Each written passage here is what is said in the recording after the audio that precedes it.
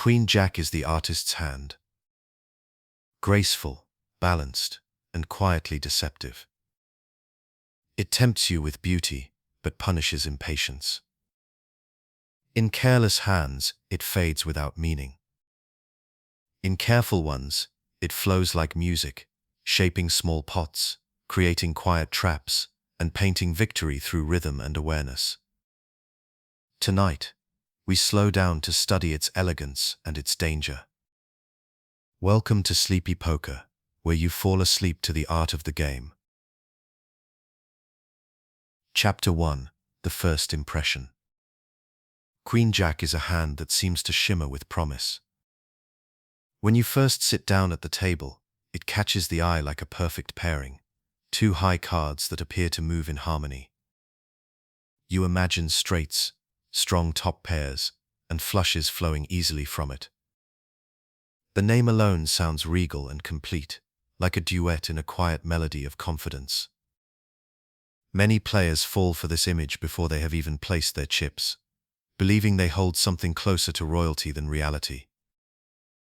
The truth begins in perception. Queen Jack sits just beneath the surface of strength, appearing powerful, yet vulnerable to nearly every higher combination. Against Ace-King or Ace-Queen, it often trails behind. Against King Jack, its dominance depends on position and texture. Still, something about it feels right in the hand. Two broad cards, often connected, sometimes suited, always elegant. It tempts players to imagine flops that bring brilliance and forget those that bring ruin. Every professional remembers their early attraction to Queen Jack. It wins enough to feel trustworthy, but loses enough to whisper lessons about discipline. That's what makes it dangerous. It gives feedback that flatters, not feedback that warns. In those first months of poker learning, many players mistake familiarity for safety. They hold Queen Jack in middle position and feel secure because they have seen it win before. They forget that context is what gives a hand value, not the hand itself. Imagine you're early in a session. The chips are stacked neatly, and you're calm. You glance down and see the Queen of Hearts and Jack of Hearts. A rush of optimism passes through you. You raise, expecting cooperation from the deck. When the flop comes 10 of hearts, 5 of clubs, 3 of diamonds, the spell begins to fade. Your hand looks pretty, but it has nothing yet, just overcards and a dream. Still, the beauty of the hand blinds you to the reality of the situation. You continuation bet, and your opponent calls. The turn brings a king. Your draw arrives, but so might theirs. Every new card invites uncertainty. This is how Queen Jack introduces itself, with charm, then challenge.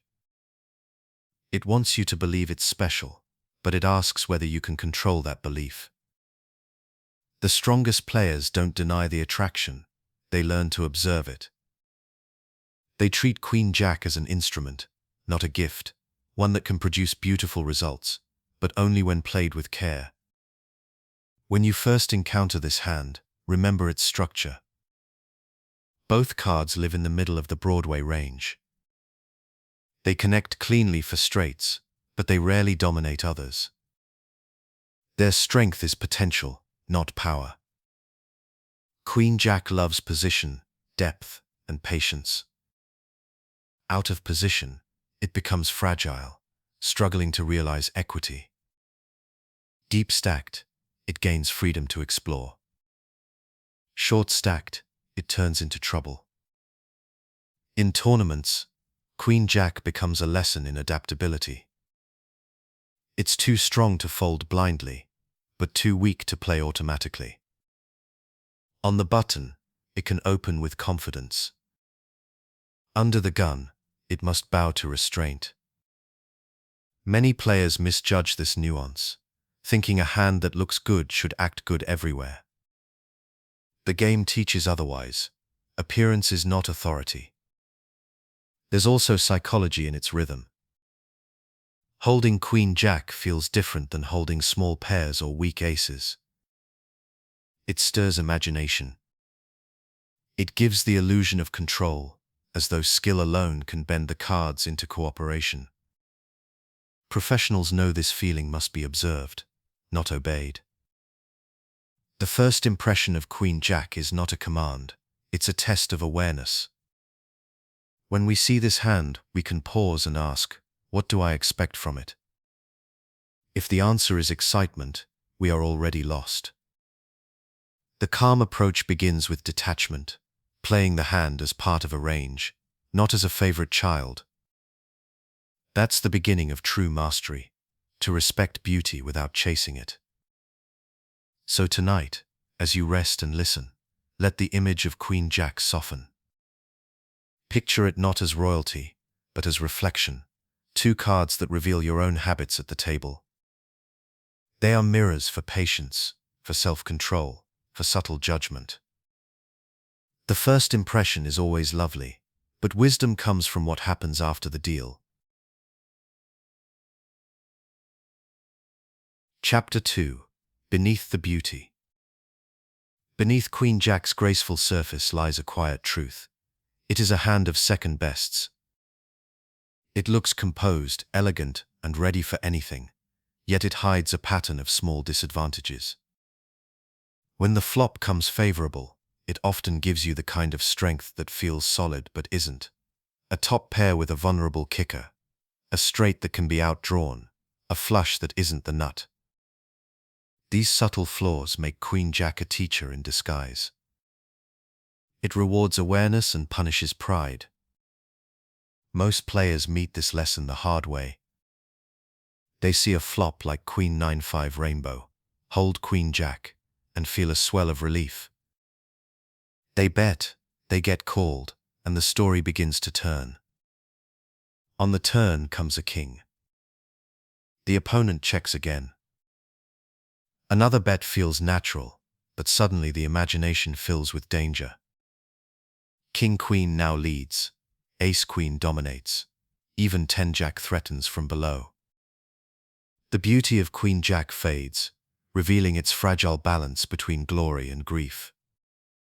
When you study hand ranges, you start to see this clearly. Against tight openers, Queen-Jack rarely finds itself ahead. Against loose players, it performs better, but still depends heavily on position. In truth, it is not the kind of hand that wins by force, it wins through precision. Its power lies in how you manage the moments between strength and weakness. Professionals love it for this reason. It sharpens their discipline. The danger comes from overconfidence. Because the cards are high and connected, the hand feels like a favorite.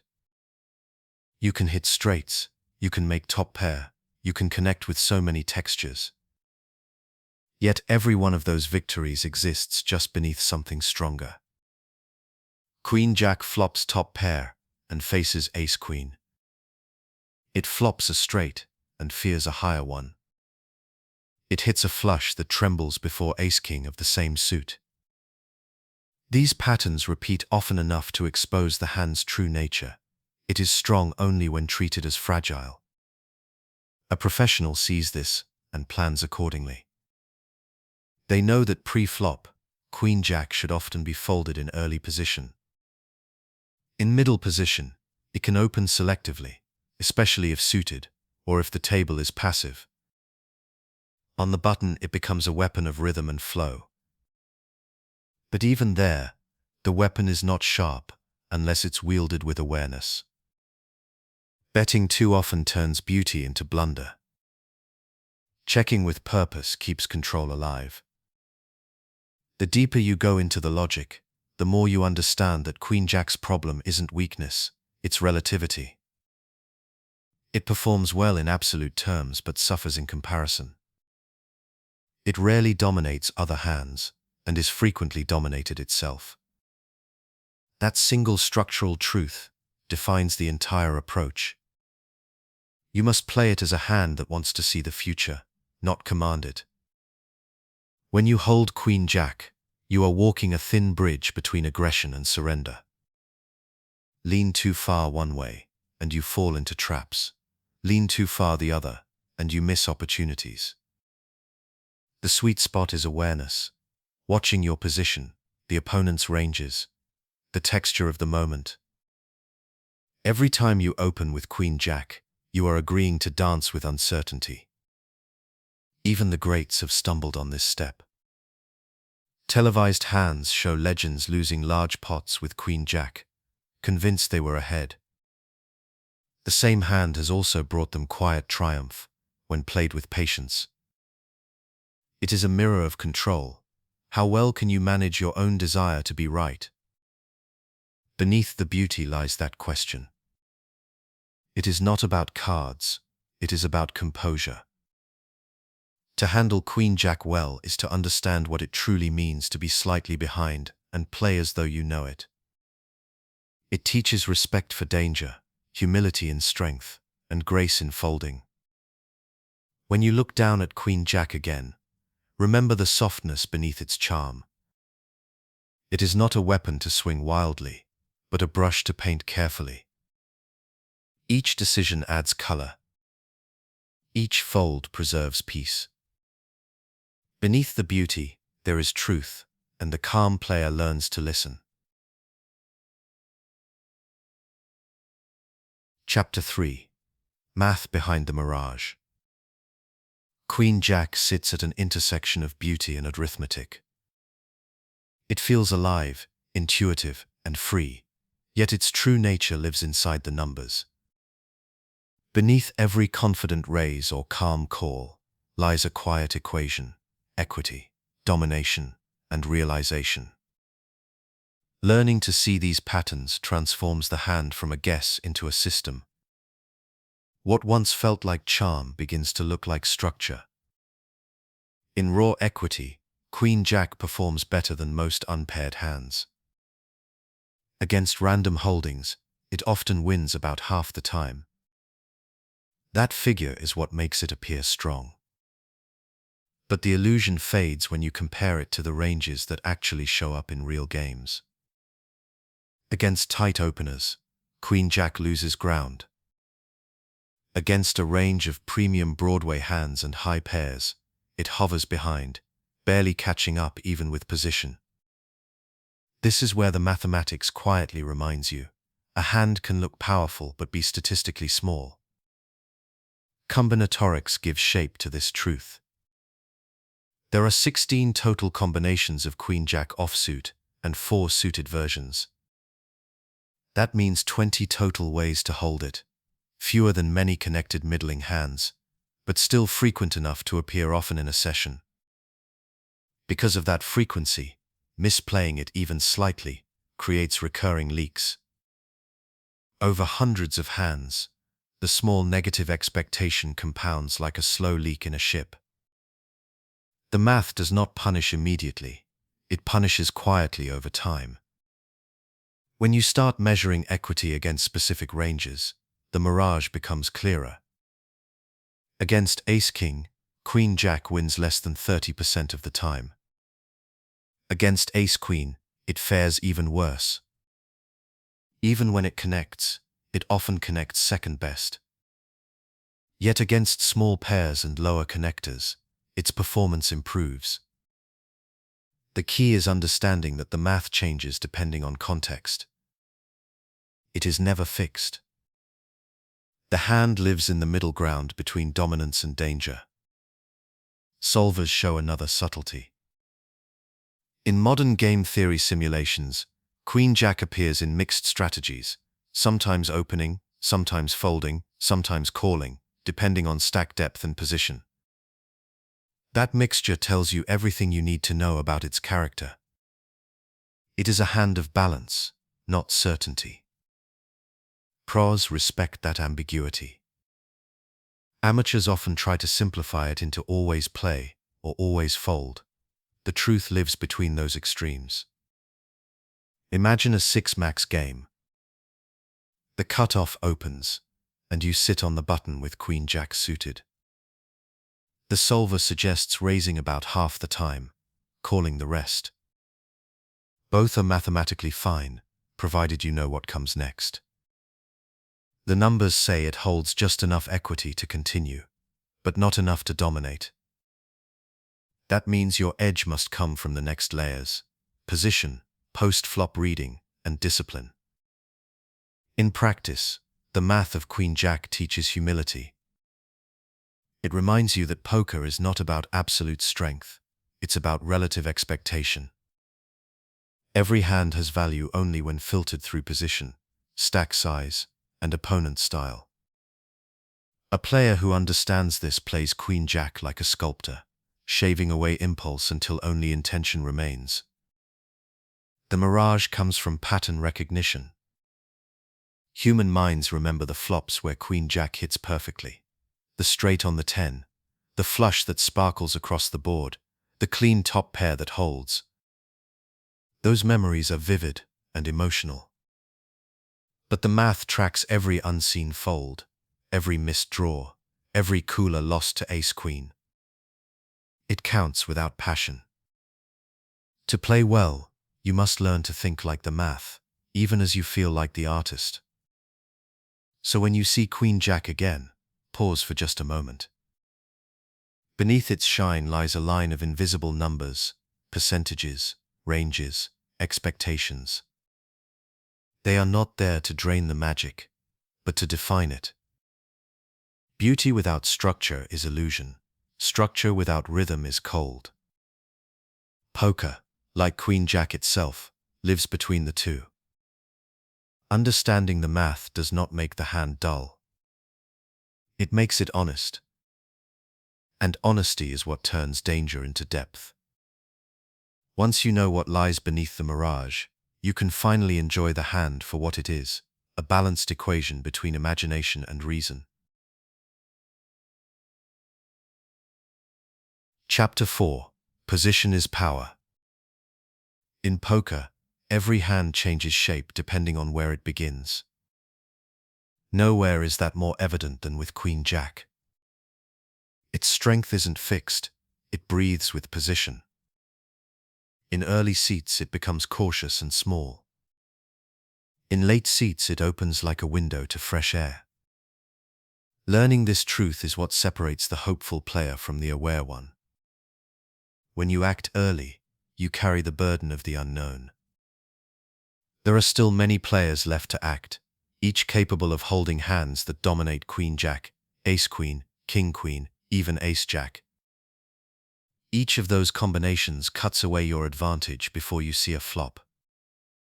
Mathematically, every seat behind you increases the chance that someone wakes up with a hand that controls yours. Emotionally, it means you'll play more pots out of position, reacting rather than guiding. The result is a steady drain of equity, disguised as opportunity. The same hand shifts the moment you reach later position. On the button, Queen-Jack transforms. It sees more, it acts last, it speaks with timing rather than fear. You can open freely, attack blinds, and define the pace. If the flop misses, you still hold the initiative. If it connects, you dictate the pot's size. This isn't luck, it's the mathematical truth of having the final say in each betting round. Every professional builds their foundation around that advantage. Consider a simple example. You're in middle position with Queen-Jack suited. You raise, and only the big blind calls. The flop comes 10-8-3 rainbow. You've flopped an open-ended straight draw. From early position, you might check and face pressure. But on the button, you control the sequence. You can check back and realize equity, or apply a light continuation bet to test resistance. Either path benefits from position. You see what happens before committing too much. The same hand, different seat, entirely different destiny. Even off the felt, position becomes a metaphor for perspective. Players who chase Queen-Jack from early spots are often driven by optimism, those who wait for late position are guided by patience. Over time, the latter wins quietly. The difference is not courage, it's clarity. Position also interacts with stack depth. Deep stacked, Queen-Jack loves to explore. Late position play allows for controlled pot growth, where suited versions can chase draws with implied odds. Short stacked, it loses creative space. Out of position with shallow stacks, it quickly collapses into push-fold math. The power of position is that it buys you choice, and choice is the lifeblood of profitability. Professionals think of position not as a static seat, but as information. Every extra piece of information, a check, a pause, a bet size, refines the plan. Playing Queen-Jack from the blinds, you act first on every street, making your life a sequence of guesses. Playing it on the button, you act last, turning each decision into a response. The gap between those two realities is enormous, even though the cards never changed. Over thousands of hands, position writes the story of your results.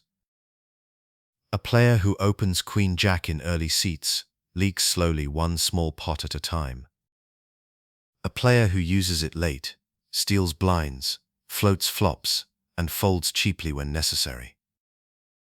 The math might say the hand holds 45% equity overall, but the positional edge can swing that dramatically. The lesson is simple: play it where it breathes.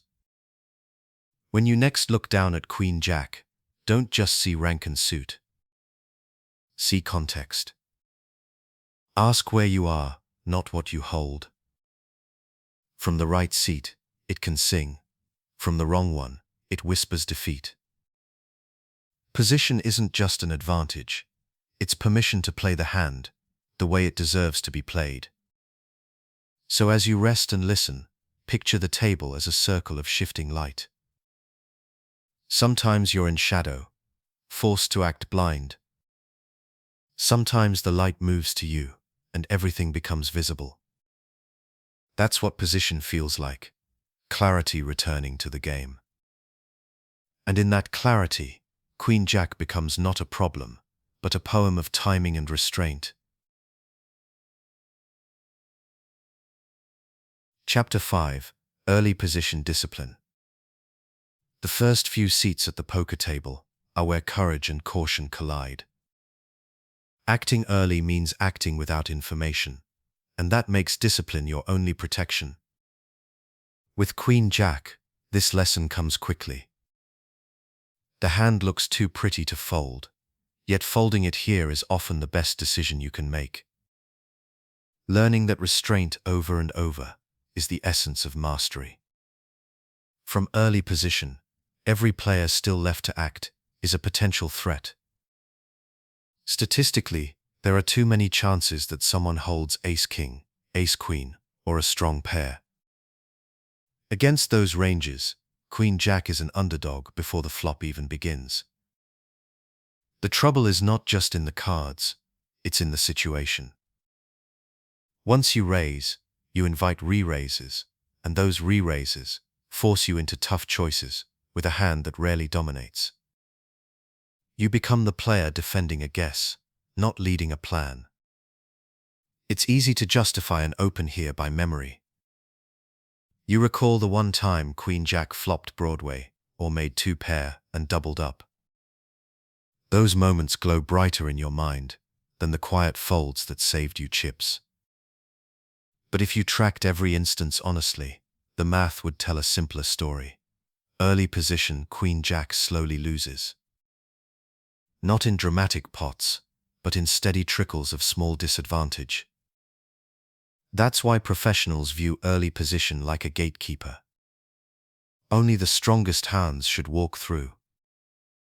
Everything else waits its turn. Folding Queen-Jack here doesn't mean fear, it means clarity. It means accepting that poker rewards patience as much as bravery. A hand's value is not fixed, it is borrowed from the context around it. In this context, Queen Jack simply doesn't earn the invitation. Sometimes in deep tournaments or soft home games, you'll find arguments for opening from early position with Queen Jack suited. The reasoning is that post-flop skill can compensate for structure. There's truth in that, but only if you understand the trade-off. You're stepping into the hand prepared to navigate pain.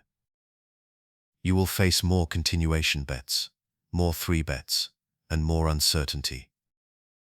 You must plan to let go when the pressure arrives. If you can't fold top pair later, don't open early now. Folding also creates rhythm. It shapes your table image, showing that your early raises mean strength. Later, when you open with ace-king or pocket queens, you get paid more because your previous discipline built credibility. That's a quiet reward most players never count. They think folding is absence, when in truth it's investment. The emotional side of early position discipline is the hardest. You sit, you watch others play, and a voice inside whispers that you're missing out. But poker is not a race for hands, it's a game of waiting for edges. Every fold is a small act of self-control, a way of saying, I will not chase beauty when beauty hides risk. Over time, those folds become the foundation of confidence. In deep study sessions, solvers confirm this instinct. In most standard cash game structures, Queen Jack appears as a fold in early seats nearly 90% of the time. It occasionally mixes as an open, only when suited, and the table is passive. That mathematical consistency reinforces the human truth. The hand's elegance doesn't change its danger. So as you picture yourself at the table, under the bright lights of the first few seats, imagine Queen Jack arriving and departing with quiet grace. You lift the corners, admire the color, then slide it gently into the muck. The action moves on, and you breathe easier. No drama, no loss, just patience made visible. Early position discipline is not about folding Queen Jack forever. It's about knowing when the hand serves you and when it doesn't. In those first few seats, it asks for silence. Later, it will ask for courage. Knowing the difference is what turns a decent player into a professional one. Chapter 6. The Button Advantage. If early position is a lesson in discipline, the button is a lesson in freedom. Everything changes when you act last. The cards are the same, Queen and Jack, connected and graceful, but their meaning expands. What felt like restraint before now becomes opportunity. From the button, Queen Jack transforms from a hand of concern into a hand of rhythm and flow. Acting last means you get to see the story unfold before you write your line. Every check, every bet, every hesitation feeds you information. In poker, that information is time converted into clarity. Queen Jack thrives on that clarity. It wants to know whether a board favors its shape or exposes its weakness. Playing from the button gives it that vision. You see how opponents behave first, and your decisions follow with intention rather than guesswork. From the button, Queen Jack becomes a flexible tool. You can open wide because the blinds must react to you, not the other way around. You can raise to steal, call to see a flop, or fold to aggression with minimal loss. It's a position built on choice. Even when the flop misses, you still hold initiative, which can buy folds from opponents who don't want to play out of position. Over time, that small edge of control adds up quietly. Picture this moment. The table folds around to you. You look down and see Queen Jack of spades. Both blinds sit deep calm, waiting. You raise 2.5 times the big blind, small blind folds, big blind calls. The flop comes 10-7-2, with one spade. It's not your flop, but it's your turn to act last. The big blind checks, and you now control the rhythm. You can continuation bet small to represent range advantage, or you can check and float, preserving the story for later.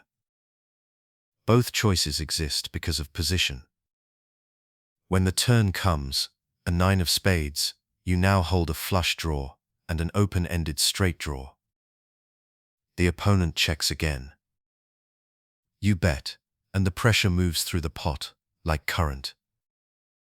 This is the quiet power of position. It doesn't guarantee victory, but it gives you agency. You can build or contain the pot at will. Even Queen-Jack offsuit gains hidden strength here. Late position allows you to navigate marginal flops with smaller pots and clearer decisions. You can chase your straight draws more comfortably, knowing you'll see each street unfold before committing chips.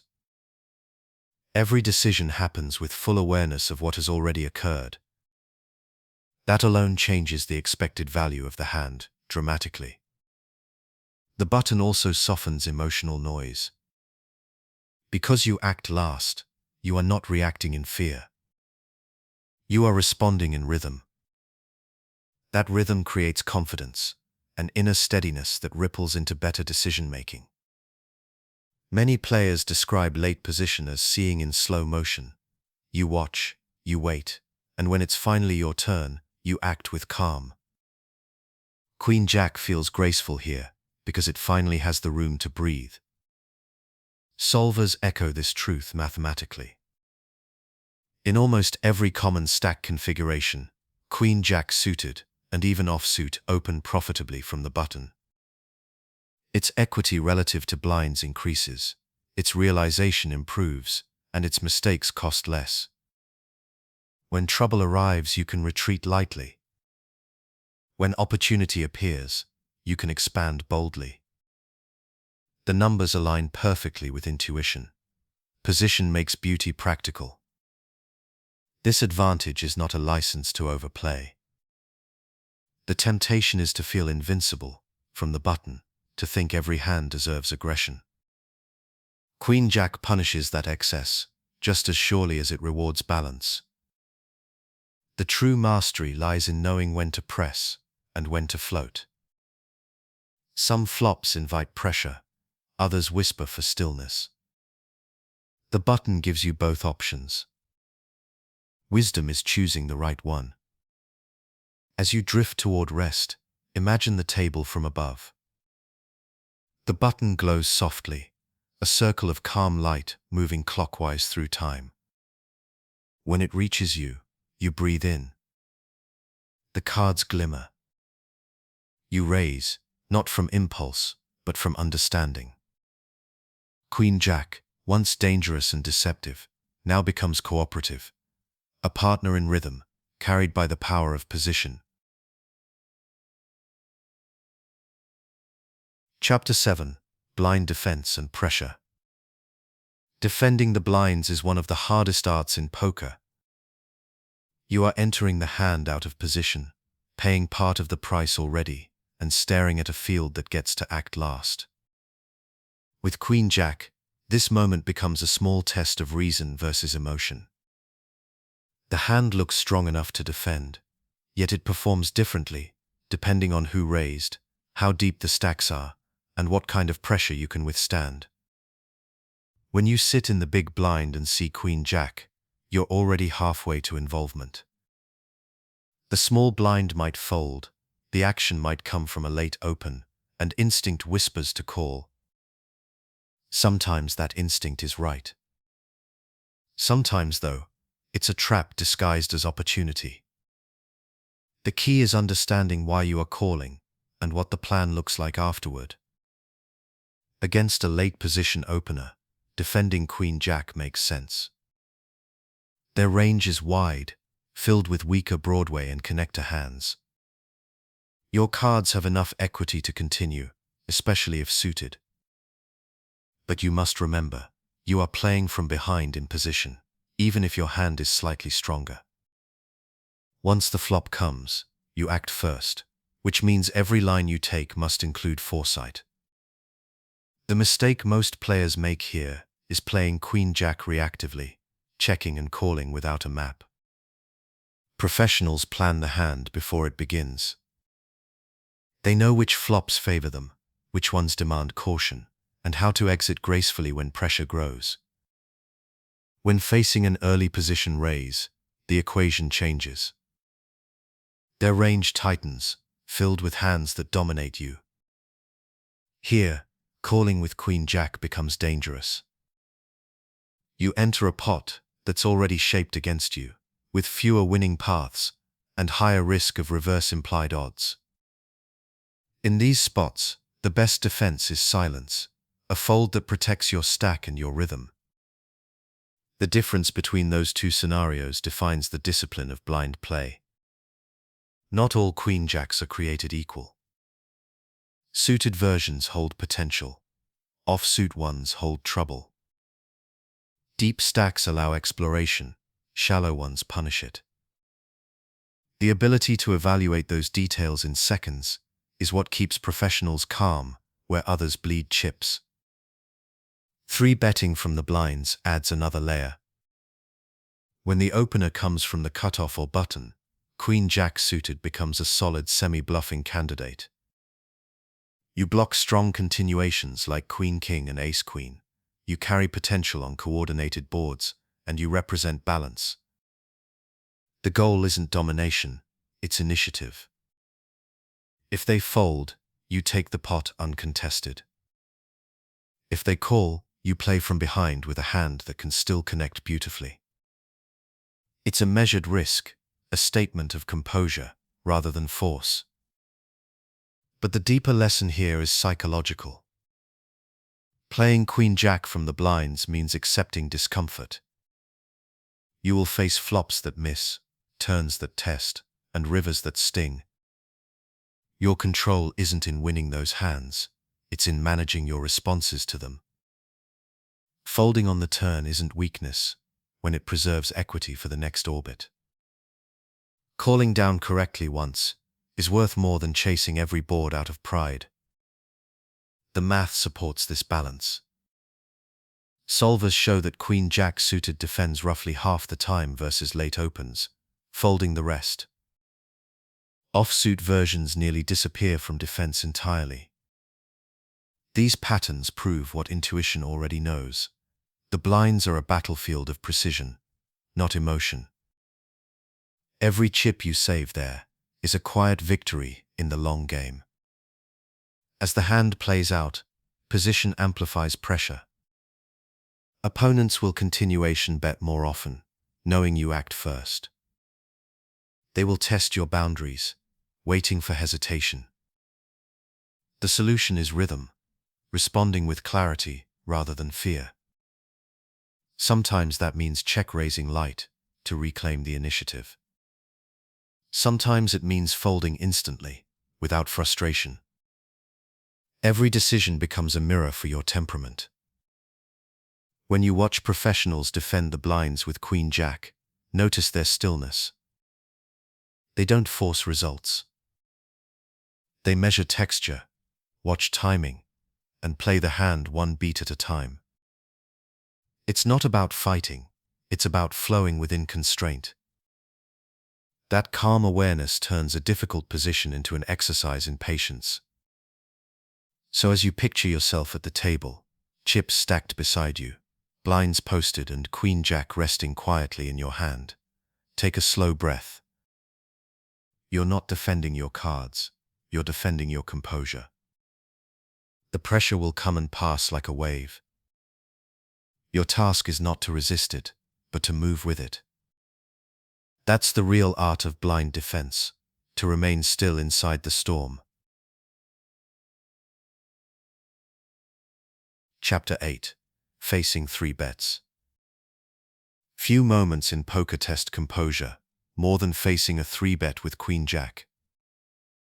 You raise confident in your read and rhythm, only to see a larger stack slide chips forward. The sound is unmistakable, firm, deliberate, and challenging. In that instant, the hand's beauty turns uncertain. What began as confidence now becomes a question. How much of this hand's value was real, and how much was hope? The first step in navigating this moment is to understand what a 3-bet represents. It is not just aggression, it is information. When someone re-raises pre-flop, they are often narrowing their range to stronger hands, ace-king, ace-queen, king-queen, or high pairs. Against that range, queen-jack sits behind in equity and visibility. It connects occasionally, but when it does, it often connects second best. That's the quiet trap of the hand. It looks competitive, but loses the showdown math more often than it feels. From early position, the solution is simple: fold. The risk-reward balance doesn't justify exploration. Out of position, you'll be forced into guessing games on nearly every street, defending a hand that rarely dominates. Folding here is not surrender, it's professionalism. It preserves focus for better opportunities. The great players understand that folding is not a loss of courage, it's the clearest form of control. But when the situation changes, say you open from the button and face a 3-bet from the blinds, the decision becomes more nuanced. In this case, position acts as your ally. Queen-jack suited can defend with a call, especially if the effective stacks are deep enough to realize its drawing potential. The plan is not to outmuscle your opponent, but to outlast them in clarity. You will see the flop, measure their sizing, and decide each step deliberately. Imagine that exact spot. You open on the button with queen-jack of hearts. The small blind 3-bets to 9 big blinds, and you call. The flop comes 10-7-4 with 1 heart. You have overcards and backdoor draws, but nothing made. The small blind continuation bets half pot. In this moment, discipline decides everything. Calling too wide turns curiosity into cost. Raising too often turns logic into noise. The right move depends on rhythm, how your opponent bets, how your table image sits, how deep the stacks run. These are small details, invisible to most, yet they determine the story. Against frequent 3-betters, queen-jack can occasionally mix in 4-bet bluffs. The suited versions, in particular, block strong Broadway hands and carry enough playability to justify the pressure. But this move is delicate. It's not about defiance, it's about balance. You're reminding opponents that their aggression has boundaries, not declaring war. When used sparingly, it resets the psychological tone of the table. The offsuit version, by contrast, loses nearly all flexibility. Without the flush potential or post-flop playability, queen-jack offsuit folds easily to 3-bets.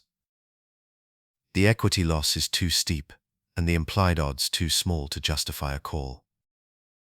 Recognizing that difference is part of maturity as a player.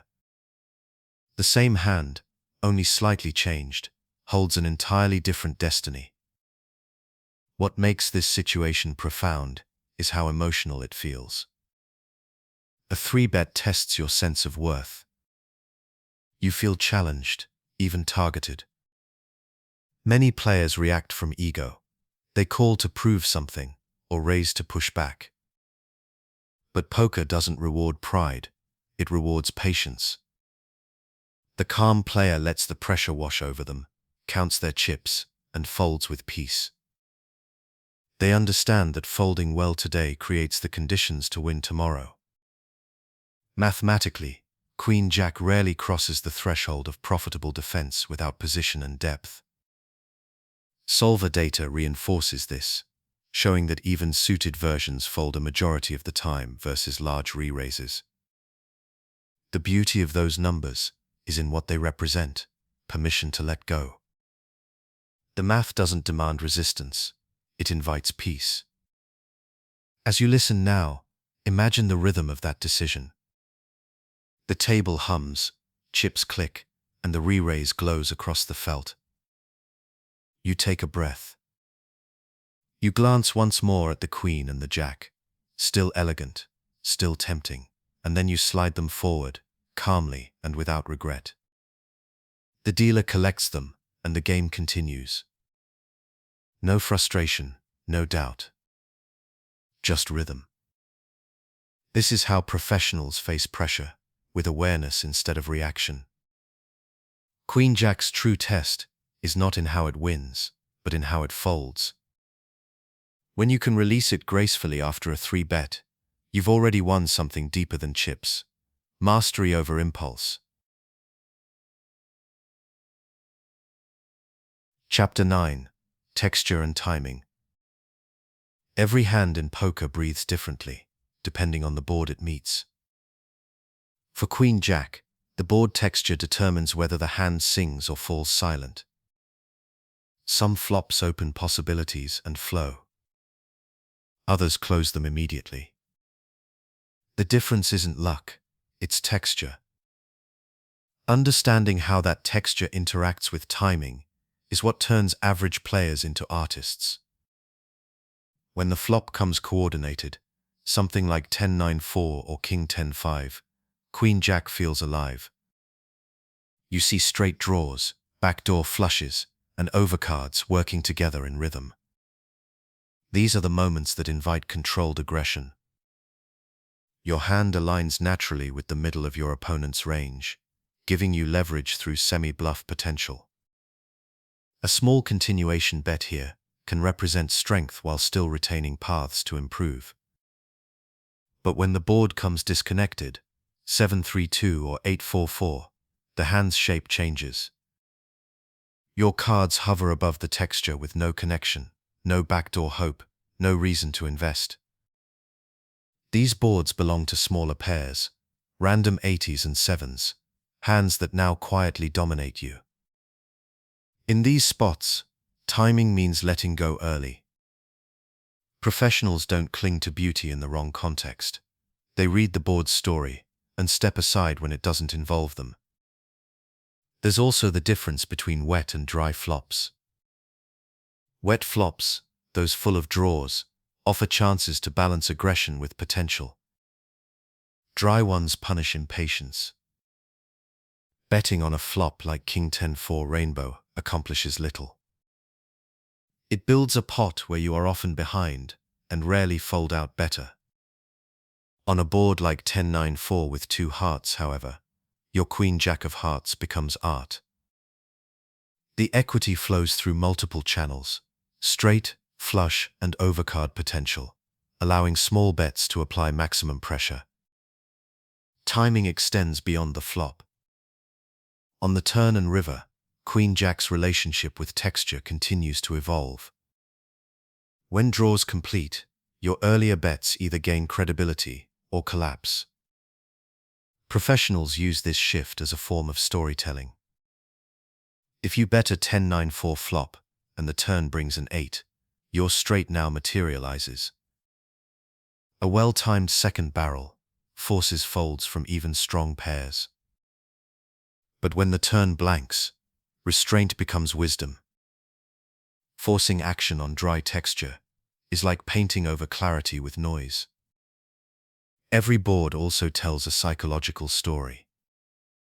Certain flops feel comfortable because they appear neutral, Queen 9-6, Jack 8-3. They give you partial connection and a sense of belonging. Others feel hostile, Ace 10-5 or King 2. The best players learn to detach emotion from texture. They treat each flop not as invitation or rejection, but as data. That shift in mindset turns guessing into understanding. The math supports this intuition. Equity realization, the measure of how much of your theoretical value you actually achieve, varies widely with board type. On boards that connect with Queen Jack's natural range, you realize nearly all your equity. On low disconnected boards, you realize almost none. That swing in expectation is what defines the hand's volatility. Recognizing it early allows you to manage pot size, aggression, and patience without stress. Timing, then, is the invisible twin to texture. You can have the right hand on the right board, but if your rhythm is off, the opportunity slips away. Acting too soon wastes potential. Waiting too long lets opponents reclaim control. The correct tempo feels effortless when you are calm. Bets made at natural pauses, checks that breathe, folds that feel like exhalation. Poker is less about reaction than about rhythm, and Queen-Jack demands that rhythm most of all. Imagine the sensation. The dealer spreads the flop. The colors blur under soft light, and time slows. You see the texture clearly, connected, balanced, familiar. You breathe once and choose your pace. Maybe you check to watch the story develop. Maybe you bet softly, shaping the narrative, one sentence at a time. The hand unfolds not through impulse, but through timing, through trust in awareness. Queen-Jack's relationship with texture is its deepest truth. It doesn't force outcomes, it adapts. Some boards call for silence, some for poetry. Knowing the difference is the calm that defines great play.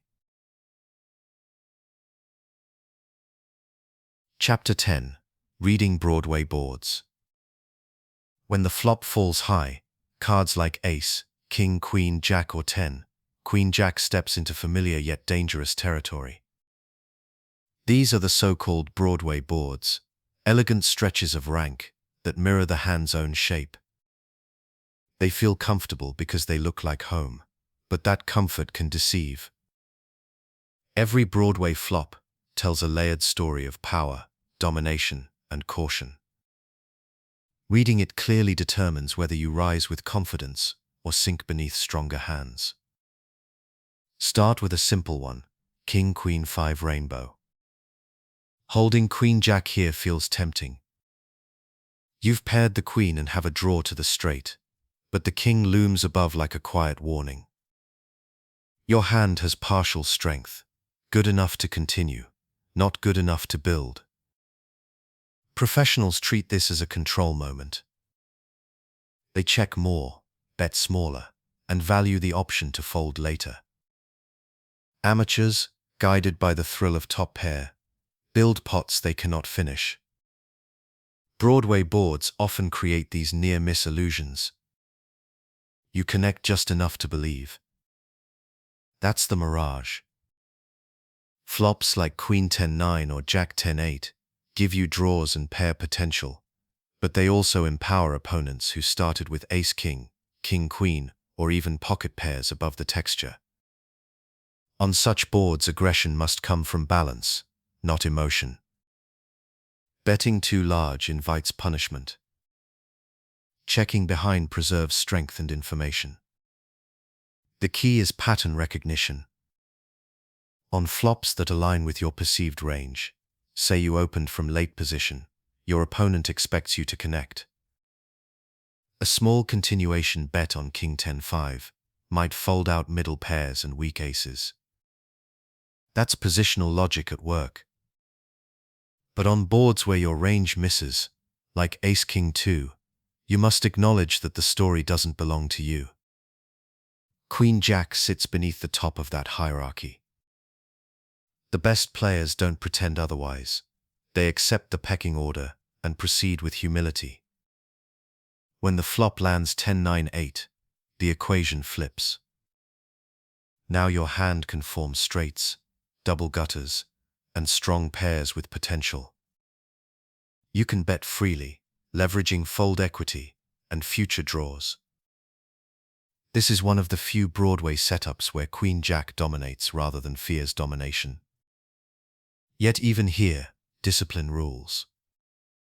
Overplaying the draw or building the pot too fast risks facing higher straights when the board completes. The art lies in balanced pacing, betting enough to protect your equity, never so much that you lose control. Reading Broadway boards is also about reading people. High card textures tend to awaken attention. Players lean forward, sensing danger. Their bet sizes shrink, their eyes narrow. Observing those micro-reactions provides live clues that no solver can chart. Calm players see these tells as data, not drama. They use them to choose when Queen-Jack should dance and when it should disappear. The mathematics of range overlap explains the constant tension. These boards touch nearly every opening range, meaning the battle isn't about who hit, but who believes they did. Queen-Jack's value then shifts from raw strength to representational power. You can win not just with cards, but with credible stories. A timely bet on a King 10-4 board might earn folds from small pairs, even if you have nothing. The trick is knowing when your story sounds real.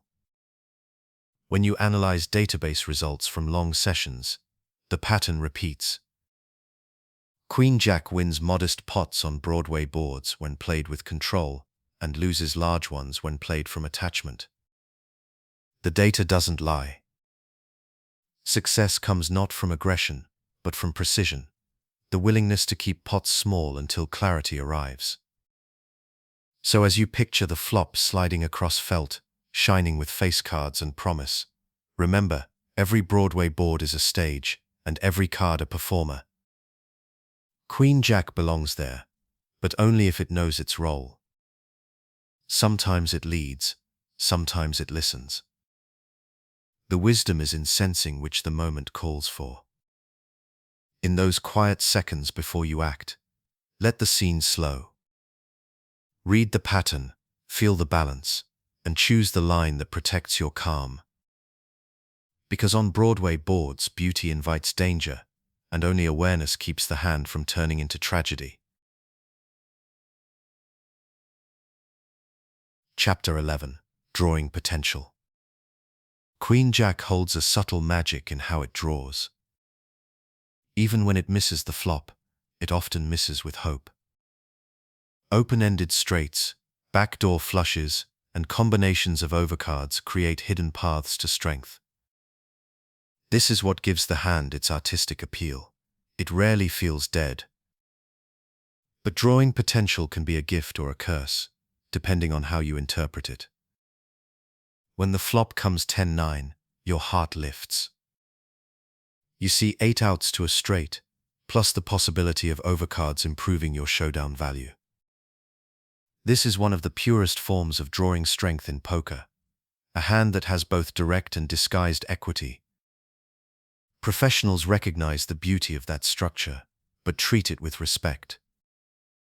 They know that an open-ended draw with Queen-Jack is powerful, but not inevitable. The correct approach is measured aggression, not reckless hope. With position, you can bet and build fold equity, forcing weaker hands to release while keeping room to improve. Out of position, you can check and call, using the draw as armor against aggression. The difference is rhythm. In position, you control tempo. Out of position, you must listen. The hand's drawing potential remains the same, but the timing of its expression changes. Flush draws add another dimension. Queen-Jack suited brings elegance to boards that shimmer with 2 of its suit. You see potential in the texture, yet professionals never confuse possibility with ownership. A flush draw with Queen-Jack of hearts on a board like 10-6-2 with 2 hearts invites patience, not panic. It is a tool for semi-bluffing, for applying pressure that carries meaning. But when you push too hard, you risk running into the ace-high flush, or worse, a made hand that never folds. There's a quiet rule that every advanced player learns. The value of a draw is proportional to your ability to fold it. That means the best Queen-Jack draws are those you can abandon when the math turns against you.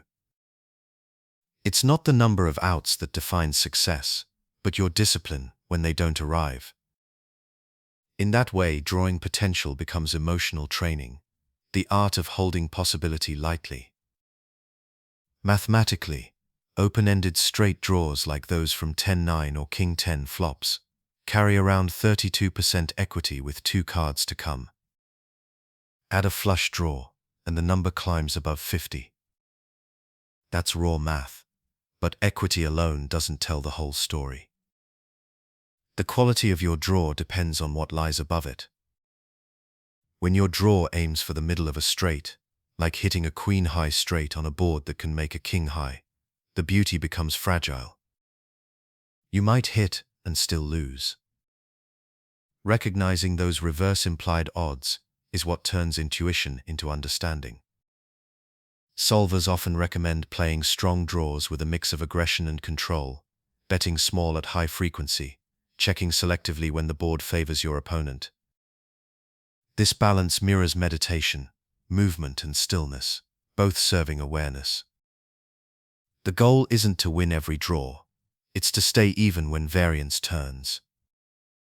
One of the hand's quiet gifts is that even missed draws can win. When you've shown strength on early streets, your opponent may fold rivers to your story, believing the draw completed. The queen-jack that missed can still collect the pot through the illusion of arrival. That's the elegance of drawing potential. It creates narratives, not just hands. Yet the darker side of this strength is emotional. Many players fall in love with their draws, chasing them past logic. They forget that drawing hands are designed to teach patience, not promise victory. Professionals see drawing potential as a river of probability, not a contract with fate. They invest with intention, not attachment. So as you rest, imagine the draw as a horizon. It glows with possibility, but it isn't guaranteed. You walk toward it one step at a time, sometimes reaching it, sometimes not. Queen-jack's drawing potential lives in that same uncertainty, beautiful, fleeting, and free. The wisdom lies in enjoying the journey, not demanding the result. Chapter 12. The Semi-Bluff Balance. Every great poker player learns the quiet elegance of the semi-bluff. It is one of the game's most poetic moves, a bet that holds both truth and illusion. With Queen-Jack, this balance comes naturally. The hand connects often enough to represent strength, but misses just enough to bluff convincingly. The trick is in understanding when to blur the line between value and deception, and when to let silence speak instead. A semi-bluff is simply aggression backed by potential. You don't have a made hand yet, but the cards you hold carry paths to improvement. Queen-Jack embodies that philosophy. It hits straight draws on 10-9 or King-10 flops, flush draws when suited, and overcards that can pair for top strength. Each of those outcomes gives your bluff a built-in rescue plan, a way to recover if the opponent calls. It's the closest thing poker has to graceful risk. The mistake most players make is forgetting that balance is the soul of the semi-bluff. They treat it as an act of defiance, as though betting harder could will the draw into existence. But power in poker is not noise, it's timing. Betting too large or too often turns a tool into a tell. The most effective semi-bluffs breathe softly, sized small enough to maintain credibility, calm enough to preserve flexibility. Consider a familiar moment. You raise from the cutoff with Queen-Jack of hearts, and the big blind calls. The flop comes 10-6-2 with 2 hearts. You have a flush draw and overcards, a textbook semi-bluff spot. A small continuation bet accomplishes 3 things at once. It builds the pot for when you hit, it applies pressure to weaker holdings, and it establishes initiative for future streets. If you get called, you can slow down on blank turns. If you pick up additional equity, you can continue with confidence. Every step flows from patience, not panic. Out of position, the semi-bluff takes on a quieter tone. You can check to induce bets, then raise selectively when the board supports your story. A check raise on a King 10-4 flop with Queen Jack suited tells a tale of strength, even though your hand still draws. This move, used sparingly, bends perception. Opponents begin to see you as composed and capable of protection, which grants you later freedom to bet for value when you actually connect. Mathematically, the semi-bluff works because it combines fold equity with raw equity. When opponents fold, you win immediately. When they call, you still hold paths to victory.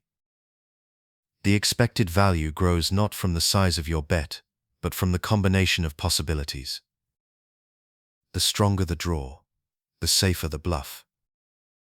That relationship between probability and psychology is what gives the semi-bluff its rhythm. Yet this concept carries a hidden warning. Do not fall in love with potential. The calm player knows that even a well-timed semi-bluff sometimes fails. You fire, they call, and the board blanks. The river arrives, and your hand remains unfinished. That's when discipline speaks. Checking back or giving up isn't weakness, it's respect for variance.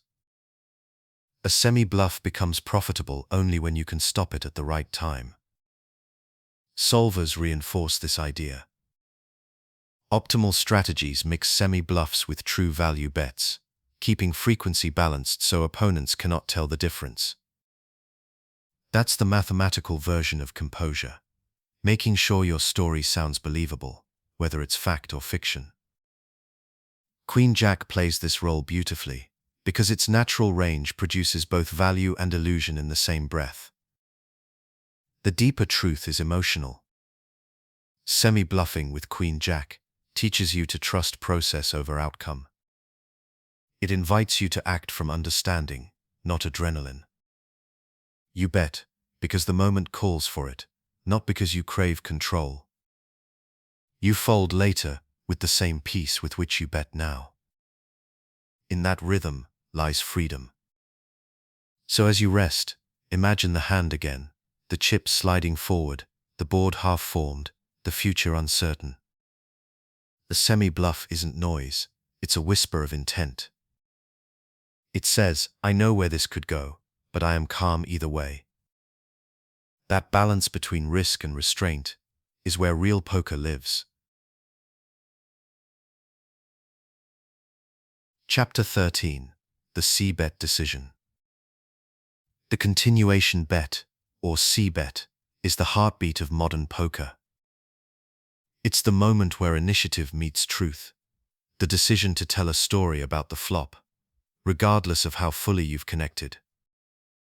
With Queen Jack, this moment carries more subtlety than almost any other starting hand. Sometimes it demands confidence. Other times, silence. Knowing which is which defines the difference between flow and friction. When you open the action before the flop, you inherit narrative control. The players who call must react to the story you begin. The C-bet is your first opportunity to continue that story, to represent strength even when you've missed. But the art of continuation isn't about forcing belief, it's about reading conditions. The size of the pot, the board texture, the number of opponents, and the strength of your perceived range all decide whether the next sentence should be spoken or withheld. On a favorable board like King 10-4, Queen Jack carries credibility. The flop touches your range naturally. You hold overcards and a straight draw, both giving you potential to improve. A small C-bet here, perhaps 1/3 of the pot, tells a believable story. It protects your initiative, applies pressure to smaller holdings, and keeps your hand's rhythm in balance. If you are called, you still have meaningful outs. If you are raised, you can let go without regret. Contrast that with a board like 9-6-2. You've missed entirely. Your range doesn't connect well, and your fold equity shrinks. A continuation bet here is mostly vanity, chips spent to maintain an image that no one believes. Checking back becomes the stronger move, the kind that turns control into patience. The calm player learns that checking isn't weakness, it's punctuation.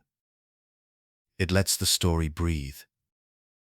Mathematically, the success of a C-bet depends on two forces: fold equity and realized equity. Queen-Jack, especially suited, balances both. When you bet, you're drawing from the chance your opponent folds combined with the chance you'll improve if called. The total value comes from harmony between pressure and potential. Bet too often, and you thin that harmony until it breaks. Bet too little, and you give up too much initiative. Position sharpens this choice. From the button, your continuation bets resonate more strongly. You act last, you see everything. From early position or the blinds, your story sounds weaker, less coherent. The best players adjust naturally, like musicians changing tempo to fit the room. They know that a late position C-bet with Queen-Jack is a melody of control, while an early position C-bet without connection is static. There's also a psychological rhythm at play. Every time you C-bet, you invite your opponent to respond. Some will fold immediately, others will test your commitment. Queen-Jack teaches you how to breathe through those responses. When they call, you don't panic. When they raise, you don't rush. You pause, reassess, and accept that the hand's story might end here. The calmness with which you stop betting is as important as the timing of when you start. Over long sessions, the pattern becomes clear. Queen-Jack earns modest profits from well-chosen C-bets on favorable textures, and loses quietly when those bets are forced. The difference is never in luck, it's in awareness. Professionals treat the C-bet not as a reflex, but as a conversation. They ask, does this board fit my story? Does my opponent believe that story? Does continuing here deepen control or surrender it? As you picture the moment, the table grows quiet. The flop glows under the light, and you sit still. You study the texture, feel the tempo, and breathe before acting. Maybe you slide a few chips forward, small and deliberate. Maybe you tap the felt twice and pass the action. Both can be right. Both can be beautiful. The wisdom lies in the pause between impulse and intention, the calm where true decisions live. Queen-Jack's C-bet decisions are not about betting or checking. They are about understanding what the moment deserves. The hand is elegant enough to wait and strong enough to speak. Knowing when to do each is what makes the story real. Chapter 14. Facing Fire. Sooner or later, every poker hand walks into the storm. You make your play, and someone fights back. They raise your continuation bet, they pressure your check, they test your composure. For Queen-Jack, this moment defines its character. It's a hand that lives between confidence and caution, so when heat arrives, you must choose which to honor. Facing aggression is the great equalizer. It forces players to show whether they trust their plan or their emotions. Queen-Jack often looks too pretty to fold, especially when it connects partially. A paired board with one overcard, a half-made straight, a weak top pair. These are the kinds of traps that catch impatient players. They call from attachment, not logic. Professionals, however, understand that beauty doesn't guarantee security. They step back, observe the fire, and let the numbers and context decide. Imagine the scene. You open from late position, the big blind calls, and the flop comes Queen 9-5. You make a small continuation bet, and the big blind check raises. The reflex is to defend. You've hit top pair, you have position, and you feel invested. But if you pause, the story shifts. What hands does your opponent raise here? Sets. 2 pairs. Strong draws. Maybe ace-queen. Against that range, your queen-jack begins to shrink. The correct response may not be defiance, it may be release. Poker rewards those who can fold strong hands when logic demands it. Queen-jack becomes a teacher in this discipline. It reminds you that survival and success are the same thing in the long run. Folding once doesn't mean you've lost, it means you've preserved the stack that will win later. Each time you resist ego, you trade pride for profit. Of course, there are moments when standing firm is right. Aggression in poker is not always strength, sometimes it's performance. Certain players test the table's boundaries, applying heat with weak holdings to see who bends first. Against those players, Queen-Jack can become a mirror of calm defiance. When you call once, and the turn blanks, their energy often breaks. Stillness wins where noise fails. The art lies in reading texture and timing. On connected flops like 10-9-4, aggression often hides real draws. On dry boards like Ace-8-3, it more likely masks bluffs. Knowing which environment you're in allows you to interpret the fire, not fear it. The key is detachment. You're not defending your cards, you're defending your structure. Mathematically, folding Queen-Jack to strong aggression in early streets saves enormous long-term value. Data from millions of tracked hands shows that players who overdefend these spots lose slowly but consistently. The losses are not spectacular, just steady erosion. Professionals avoid this death by 1,000 cuts, through clarity. They let go early and redeploy their energy later. Emotionally, the hardest part of facing aggression is silence. The table grows loud, chips clatter, opponents stare, adrenaline rises. You feel the impulse to act, to fight, to prove. The calm player breathes instead. They look at the flop, recall position, count the stack sizes, and then decide with stillness. Sometimes that stillness says fold. Sometimes it says call. Either way, the act is deliberate, not reactive. Queen-Jack teaches you that you don't control the flame, you control your reaction to it. The hand's partial strength seduces you into participation, but wisdom knows when to step aside. Over time, that restraint becomes invisible armor. You lose fewer chips, feel less tilt, and maintain a balanced rhythm through every session. So as you imagine the fire, the pressure, the noise, the moment of decision, see yourself breathing through it. The cards don't define you. The aggression doesn't intimidate you. You exist in the quiet between their move and yours. You think clearly, act simply, and let the hand pass like wind through leaves. Because in poker, as in life, facing fire isn't about withstanding heat. It's about remaining calm enough to see through the smoke. Chapter 15. Extracting Value. There are few moments in poker more satisfying than drawing quiet value from a well-played hand. When Queen-Jack connects cleanly, pairing the queen, straightening through the 10, or catching a disguised flush, it shifts from a hand of survival to one of precision. The goal is no longer defense, it's extraction. But extracting value with Queen-Jack is a subtle craft. You must build without overreaching, win without inviting disaster. The secret is thinness. Queen Jack rarely makes the nuts, and when it does, those moments are fleeting. More often, it lands in the middle of strong, but not invincible.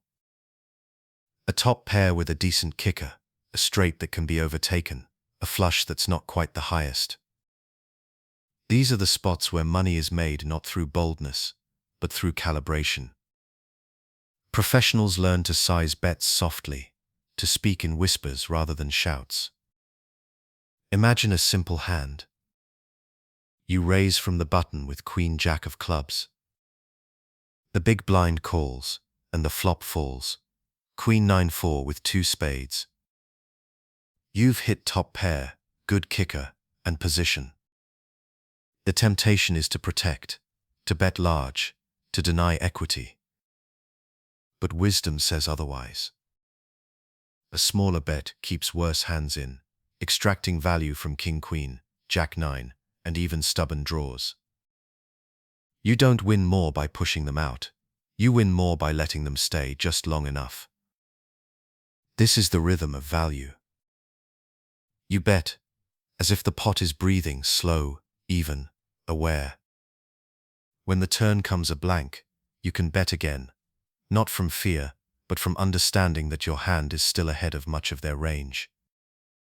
If they call twice, the river becomes the moment of truth.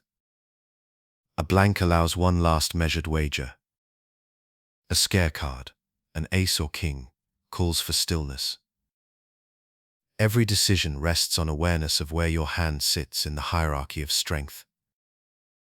Professionals refer to this as thin value, extracting from slightly worse hands without opening the door to better ones. It's the poker equivalent of threading a needle. Queen Jack excels at it, because it fits naturally between strength and vulnerability. Its very limitations create opportunities for precision. You never bet hoping to stack someone. You bet hoping to collect the quiet chips others overlook. Solvers reinforce this idea mathematically. On most queen-high flops, optimal play with Queen Jack involves small, frequent bets across multiple streets, a steady rhythm rather than a dramatic push. The reason is simple. Each small bet captures a fragment of expected value without risking the entire stack when ranges collide. It's compound growth rather than instant reward. This approach also preserves psychological balance. Big pots with medium hands lead to big swings in emotion. Small, steady value lines create calm consistency. When you play Queen Jack this way, you protect both your bankroll and your mind. You stop chasing highlight moments and start stacking quiet victories. Yet extraction also means knowing when not to dig. The same instincts that guide you to bet must also guide you to stop. When resistance grows, a check raise on the turn, a large river call, it's time to reevaluate. If your opponent's story makes sense, believe it. Fold and keep the peace. Forcing value, where none remains, turns serenity into struggle. Over time, you begin to see the elegance in restraint. Extracting value isn't about squeezing every chip. It's about recognizing what the situation offers and taking only that.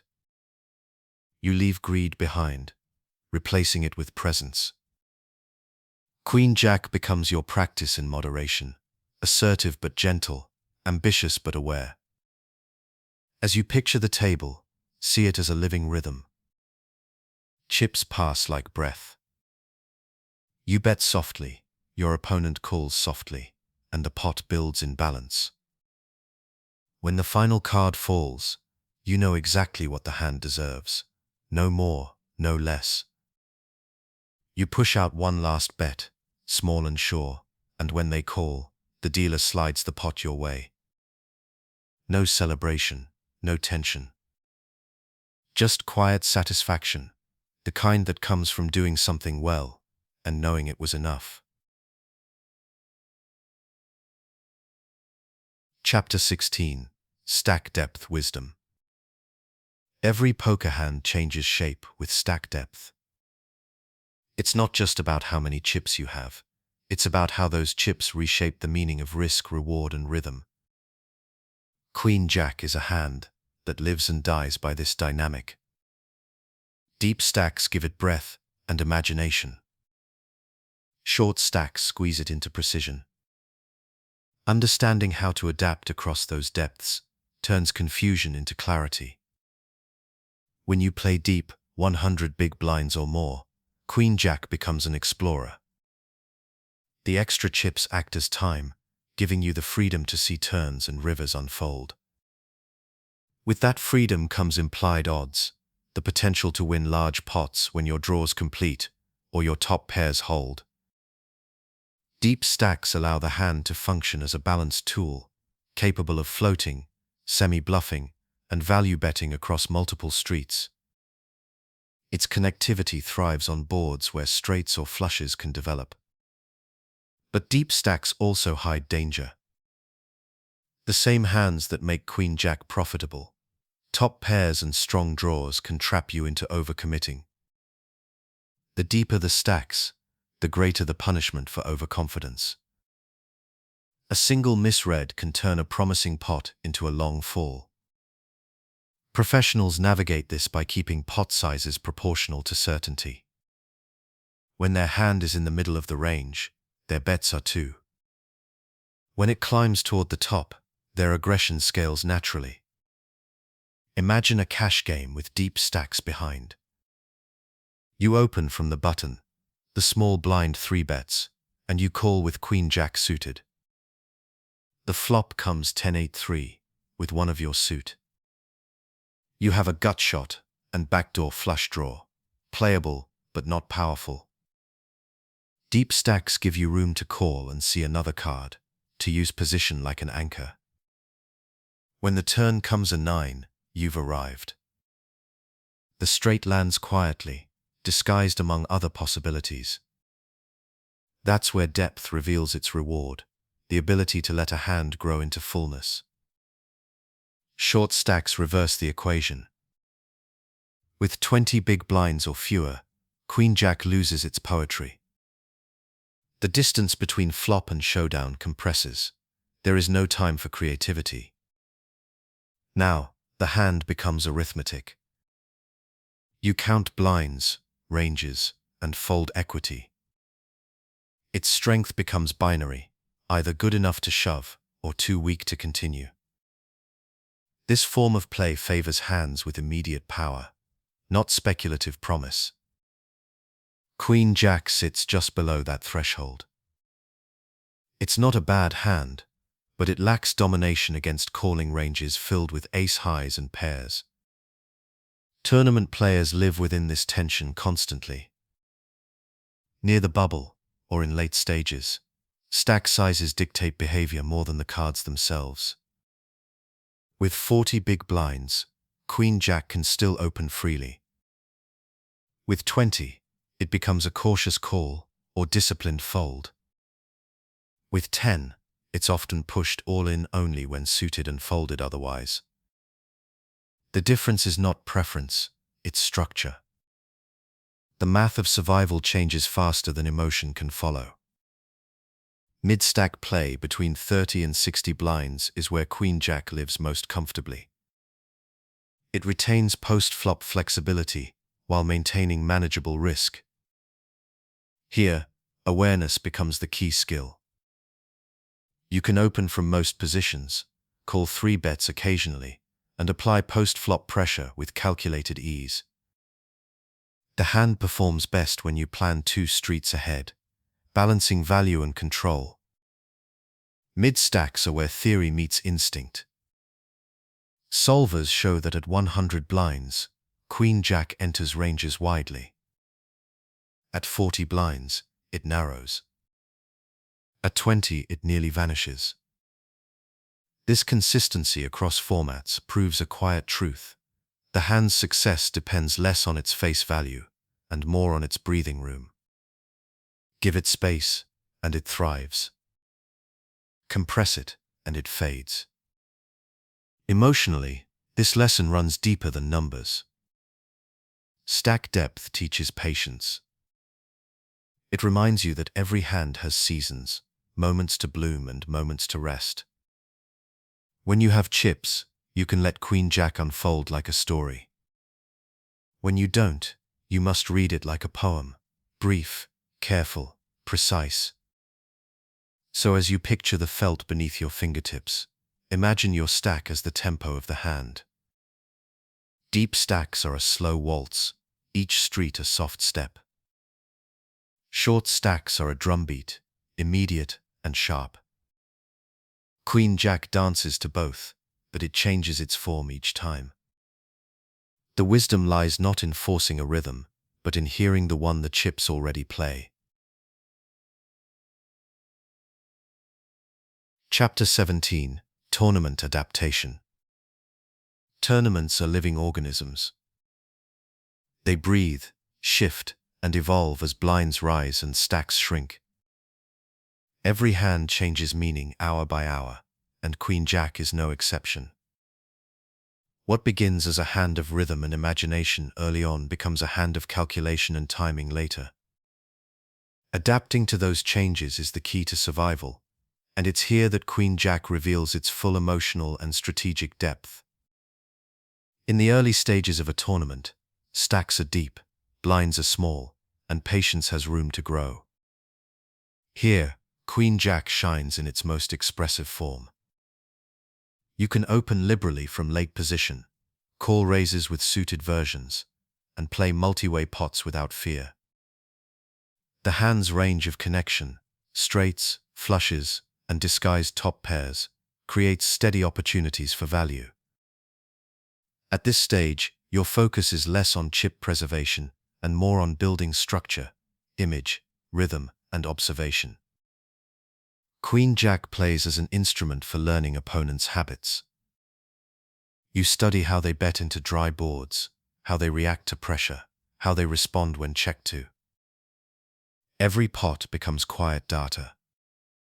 As the blinds rise, the hand's personality begins to change. The middle stage of a tournament is where discipline replaces curiosity. Queen-Jack still has beauty, but its edges sharpen. Stack sizes shorten, and speculative play loses room to breathe. Now you open this hand primarily from the cutoff or button, sometimes fold it under the gun, and occasionally use it as a controlled 3-bet against frequent raises. The key is balance, not too aggressive, not too passive. Every chip gained or lost carries more weight now. Bubble play adds another dimension entirely. Near the money, fear creeps in around the table. Some players tighten, desperate to survive, others attack, smelling weakness. Queen-Jack thrives against fear, but struggles against recklessness. The ideal line here is steady aggression, raising when folded to, avoiding marginal calls when covered by larger stacks. Its real power lies in posturing. It looks strong enough to pressure medium stacks into folding, yet soft enough to retreat when challenged. In bubble tension, it's not your cards that matter, but your composure. Once you reach the money, the hand evolves again. The field thins, the blinds accelerate, and the game becomes a dance between calculated risk and timing. Queen-Jack transitions from creative to practical. It's now a tool for stealing blinds, floating short-handed flops, and reshaping stack momentum. Its role is to maintain flow, keeping your stack alive while waiting for premium hands to deliver the larger swings. Final table play brings the sharpest contrast. With payout ladders looming, every chip holds amplified meaning. Here, Queen-Jack must be respected, but rarely celebrated. It can steal, it can re-steal, but it must fold when the pressure comes from chip leaders. The temptation to gamble becomes dangerous, as one misstep costs position and prize jumps. Professionals treat it like a delicate instrument, played only when it adds harmony, never noise. Mathematically, solvers show that Queen-Jack's equity fluctuates dramatically across tournament phases. Early, its suited form ranks among profitable opens from nearly all positions. Midway, it drops closer to break-even. Near the end, its value depends entirely on stack depth and ICM, the independent chip model that measures survival equity. What once was art becomes arithmetic. Yet behind all this math lies an emotional truth. Tournaments mirror life: early confidence, middle tension, late wisdom. Queen-Jack travels through those phases the same way you do. Early on, it feels fearless, curious, open. Later, it demands patience and humility. By the end, it asks you to let go of control and trust your intuition. Each stage tests a different form of discipline. So as you picture the arc of a long tournament, the endless shuffle, the rising blinds, the thinning crowd, imagine Queen-Jack sitting quietly in front of you. It has changed since the first level, but so have you. You open, fold, 3-bet, or surrender, not from emotion, but from flow. You've learned to adapt, to let the game move through you without resistance. That's what tournament poker really is, not a fight against time, but a meditation within it. Chapter 18: Cash Game Patience. Cash games are the still water of poker, calm on the surface, deep beneath. There are no escalating blinds, no forced urgency, only rhythm.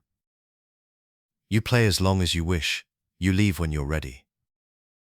In this setting, Queen-Jack takes on a different identity. It's no longer a weapon for tournament survival, but an instrument for patience and balance. Every decision becomes a quiet investment in time. In cash games, chips are not symbols of progress. They are tools of precision. The pace slows, and that slow rhythm exposes how you truly think. Queen-Jack thrives when you respect that rhythm. It rewards observation, awareness, and measured curiosity. You can fold for hours, wait for the right position, and when the moment comes, open smoothly. Unlike tournaments, where the blinds push you toward action, here the game waits. The player who rushes loses to the one who breathes. Patience with Queen-Jack begins pre-flop. You fold it early, open it late, and call selectively from the blinds. You never chase the feeling of activity. You wait until the environment, the stacks, the table flow, the image, supports your plan. Many players enter cash games seeking excitement, but professionals enter seeking structure. They know that every profitable hand begins with control, and every unprofitable one begins with impatience. Post-flop, patience becomes even more visible. Queen-Jack's medium strength is both its blessing and its trap. You hit pairs that look strong but rarely dominate. You catch draws that invite aggression but require timing. The calm player understands that not every connection deserves a bet. Some flops are meant for small pot control, others for silent retreat. The best decisions feel almost invisible. Quiet folds, careful checks, soft calls. That's where consistency lives. In deep stack cash games, Queen-Jack's strength is implied odds and subtlety. The goal isn't to win big pots, it's to win the right pots. You extract thin value, float opponents who overplay ace-highs, and take lines that allow re-evaluation. You stay flexible, never forcing the hand to define your session. The patience here is mathematical and emotional. You build through steadiness, not through drama. The emotional rhythm of cash games is unique. Unlike tournaments, there is no finish line. You can always reload, always return, always wait for better cards. This infinite horizon tests your inner calm. Queen-Jack mirrors that test. It will tease you with beauty, punish you when you hurry, and reward you when you listen. Over long sessions, that pattern repeats until you understand. The goal is not to win every pot. It's to never give chips away carelessly. Mathematically, cash games magnify small mistakes. A poor call with Queen-Jack in one spot might seem trivial, but multiplied over hours and hands, it drains quietly. Professionals protect themselves by building rituals of discipline, folding even when bored, betting only when reason aligns with rhythm. Their patience becomes habit. The hand becomes meditation. A common saying in poker is that tournaments reward moments, but cash games reward habits. Queen-Jack belongs to the latter. It teaches slow consistency, edge management, and self-awareness. Every profitable decision adds a grain to the scale. Every careless one removes it. Over time, patience tips the balance entirely in your favor. Picture a calm evening game, soft lighting, the hum of chips, no rush in the air. You look down and see Queen-Jack, suited on the button. You raise lightly, the blinds call, and a small pot begins. You make a continuation bet, they fold, and you collect a handful of chips. It's not exciting. It's not dramatic. It's correct. And that quiet correctness, repeated endlessly, is how fortunes are built. Patience isn't passivity. It's faith in rhythm. Queen-Jack will come and go many times through the night. You'll fold it, call it, win with it, lose with it. What remains constant is your calm, your awareness that the game moves at its own pace. You don't chase it, you align with it. In the world of cash games, that's what mastery looks like. Quiet breathing between decisions, steady progress invisible to anyone but you. Queen-Jack becomes the reminder that even in still water, motion never stops, it just flows deeper. Chapter 19. Multi-way dangers. Few environments expose Queen-Jack's fragility as clearly as the multi-way pot. When more than two players see a flop, everything that makes the hand graceful alone becomes uncertain together. You can connect, but someone often connects harder. You can draw, but someone's draw is stronger. The mathematics that once supported balance now tilt against you. Learning to survive, and even thrive, in these crowded situations is an education in humility. In heads-up pots, your range dances directly with one opponent's. You can measure pressure, project range advantage, and control pace. Add even one extra player, and that symmetry dissolves. The probability that at least one hand outflops you rises sharply. Top pair becomes vulnerable. Middle pairs lose their voice. Draws shrink in value because their equity must now fight multiple realizations.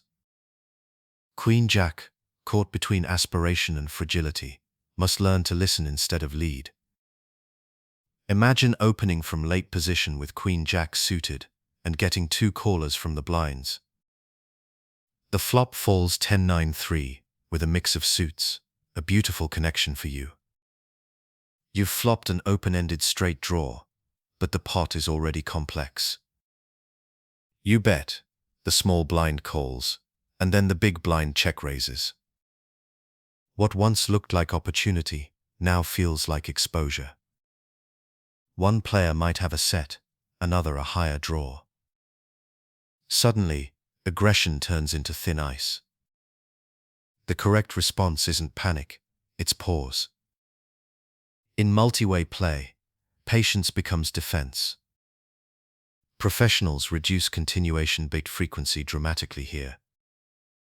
They know that betting into several players without clear advantage often sets money on fire. Checking keeps the pot smaller and allows the hand to develop naturally. You give yourself a chance to see how the others interpret the board before committing. That extra heartbeat of information can save entire stacks. Mathematically, this caution is justified. Against two opponents, the chance that at least one has top pair or better exceeds 60% on many common flops. Against three, it climbs past 70. That means your strong-looking queen-jack on a queen-high board is, on average, second best. Recognizing this pattern transforms frustration into foresight. You no longer feel unlucky when beaten. You feel prepared. Another hidden danger is domination by similar holdings. Multi-way pots attract hands like king-queen, ace-jack, or even jack-10 suited, all close relatives that either share your outs or sit above them. When you hit your straight, they may hit a higher one. When you pair your queen, they pair theirs with a stronger kicker. This overlap of possibilities makes medium hands unprofitable without extreme discipline. Professionals handle these situations with two simple rules: control pot size and close streets early. Controlling pot size means betting small or not at all until your advantage is clear. Closing streets means ending speculation when the board grows too volatile, taking the last safe exit rather than hoping for a perfect river.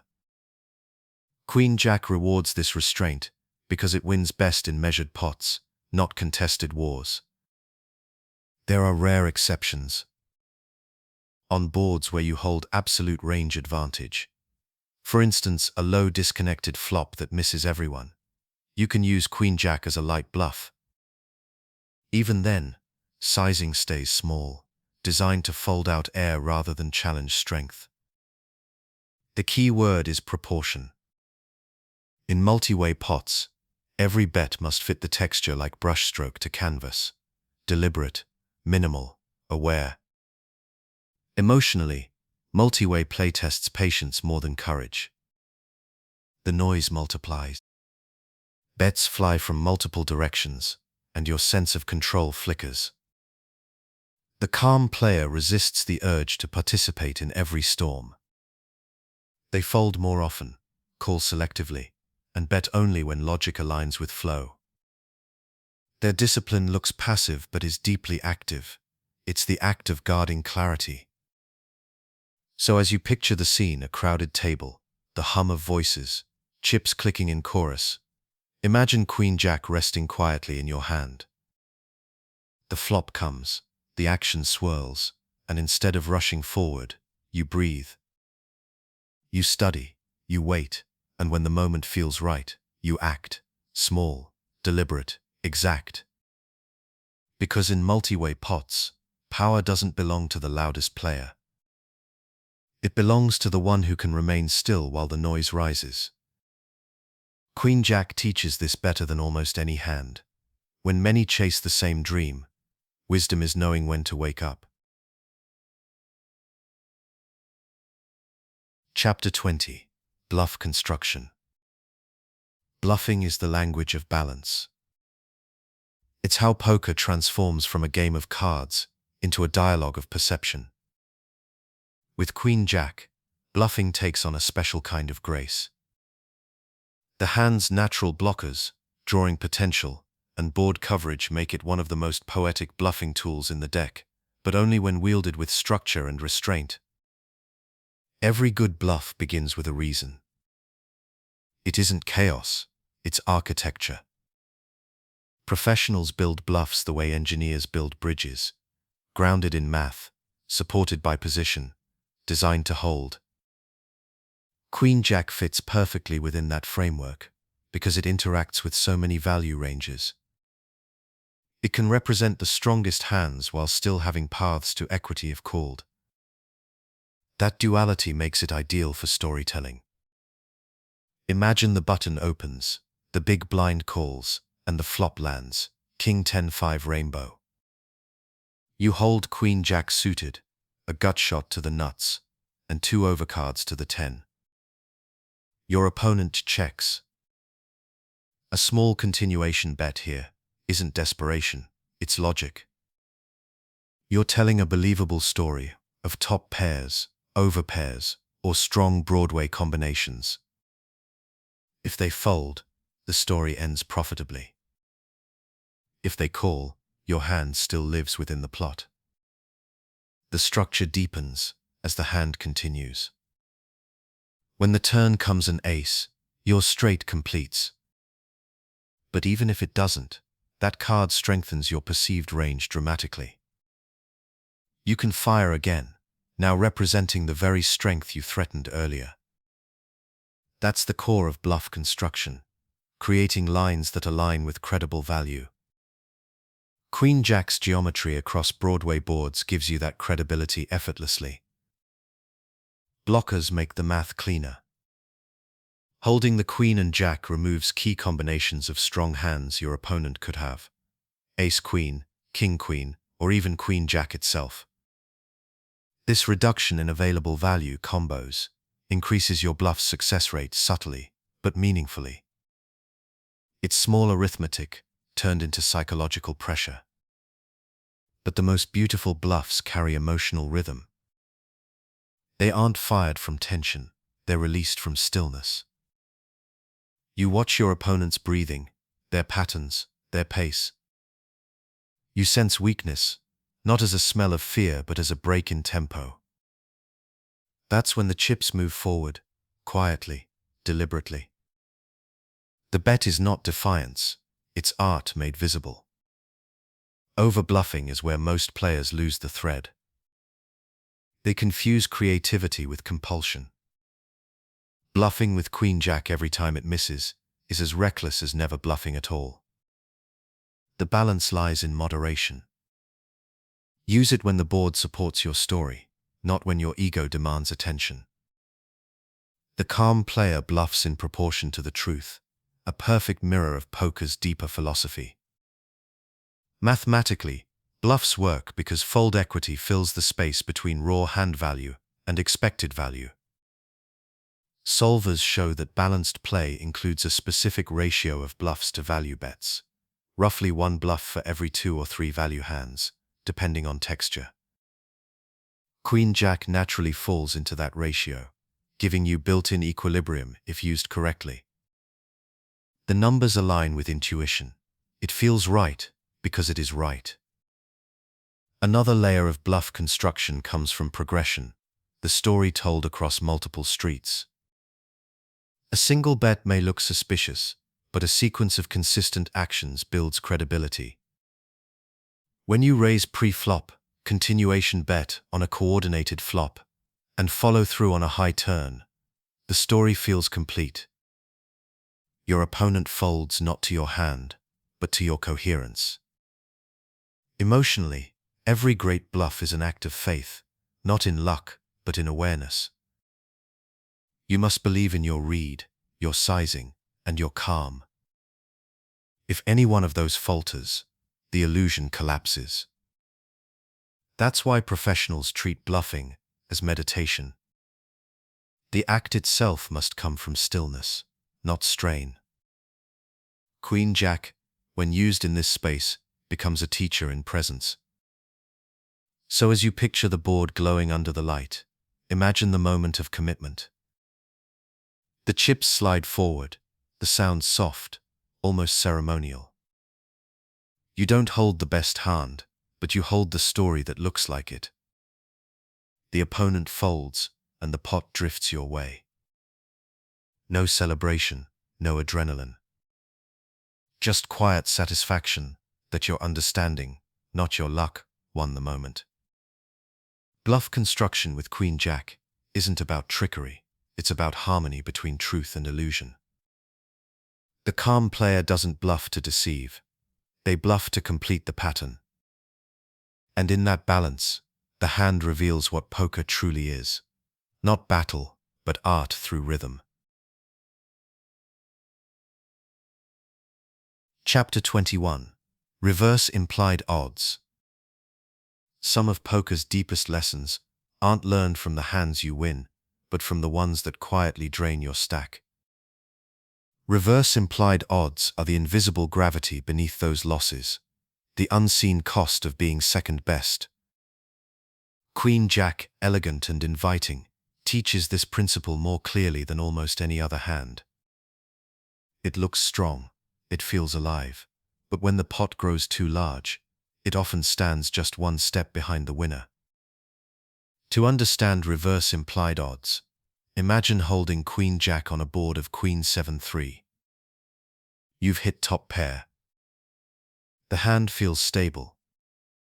Yet if your opponent holds Ace-Queen, King-Queen, or a slow-played overpair, you're already drawing thin. The more money that enters the pot, the more you lose when you're wrong. You might win small pots often, but the big ones, the ones that matter, drift away. That quiet asymmetry defines the concept. Regular implied odds work in your favor. They describe how much you stand to win when you hit your draw. Reverse implied odds flip the logic. They measure how much you lose when you connect, but connect poorly. Queen-Jack sits right at that crossroads. It hits top pairs frequently, but its kicker rarely dominates. It makes strong second-best hands, a pattern that lures players into danger, disguised as safety. The way to manage this risk is by controlling pot size. Professionals rarely build large pots with Queen-Jack unless they hold additional equity, a draw, position, or specific read.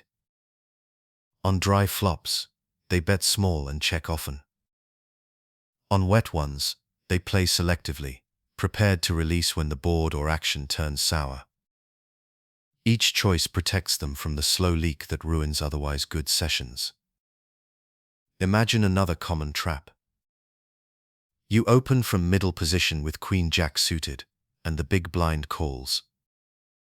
The flop comes 10-9-5 rainbow, a dream for your range.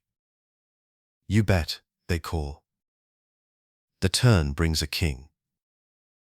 You've made a straight, but it's not the highest. Any hand with Ace-Queen now beats you. If stacks are deep, chasing maximum value can turn profit into peril. The disciplined player slows down, checking or calling rather than forcing.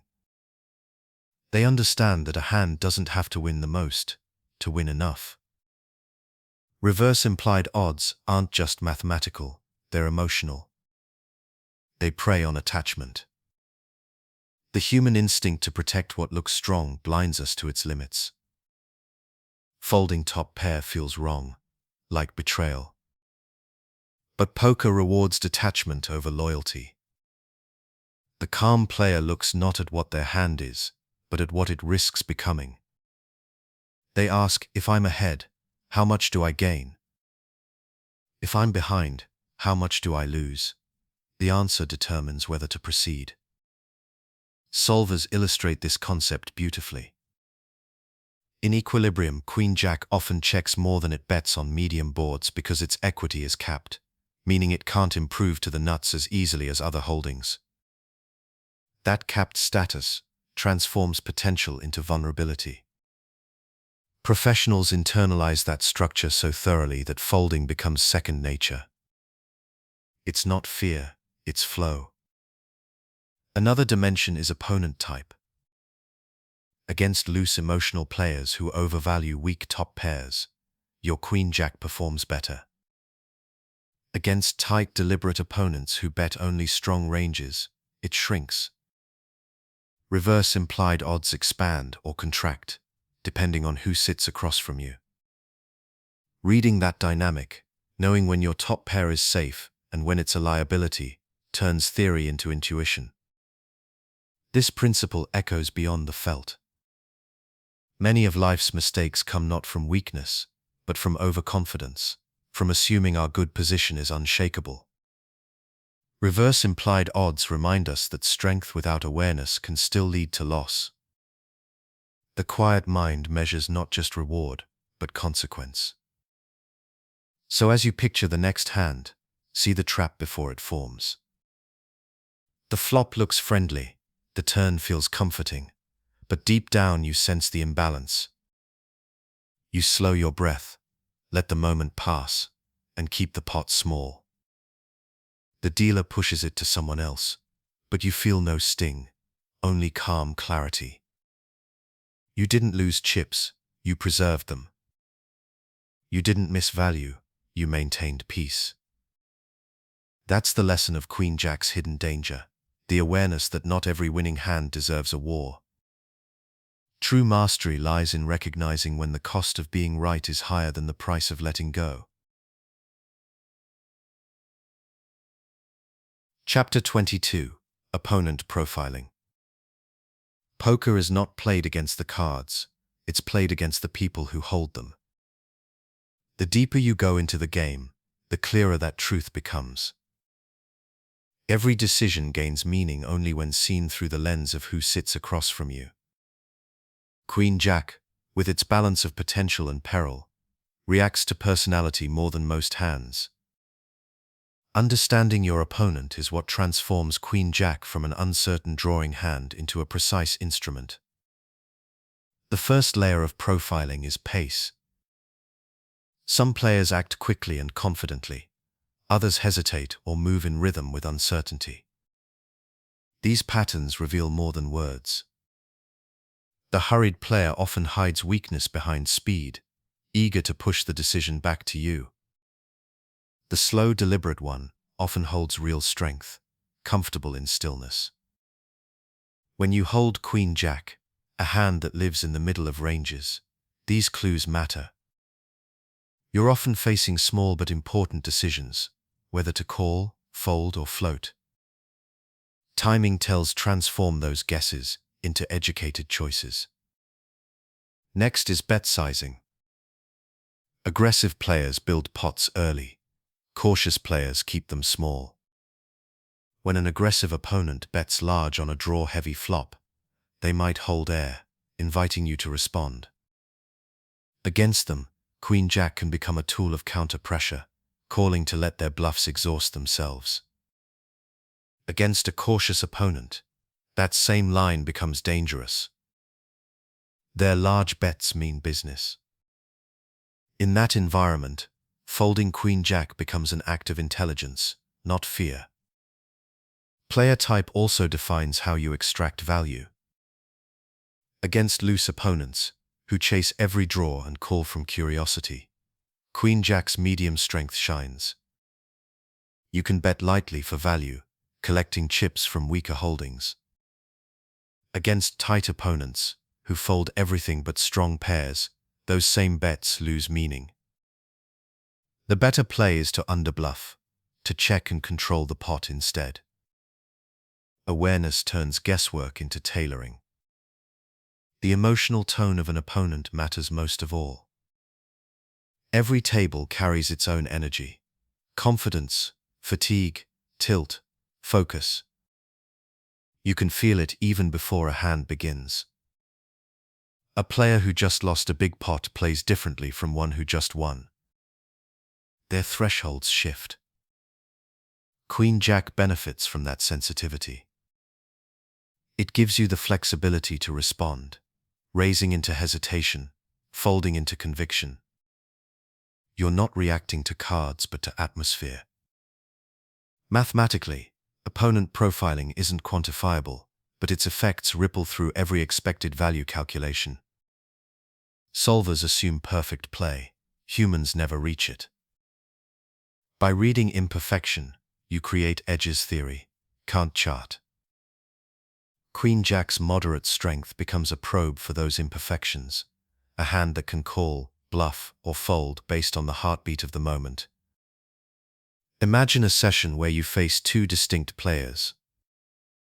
One, young and impulsive, bets quickly and talks between hands.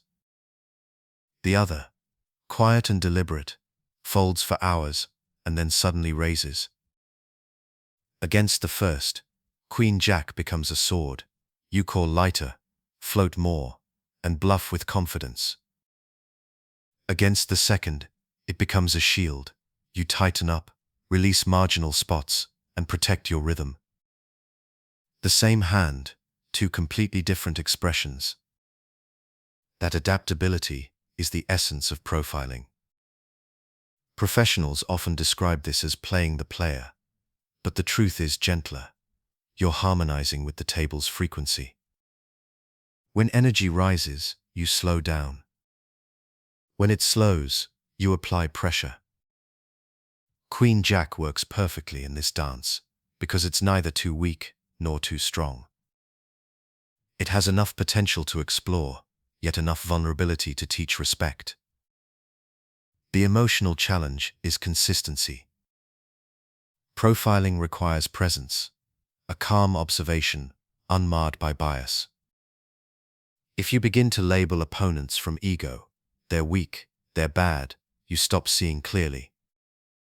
True awareness stays fluid. You let each action redefine the profile.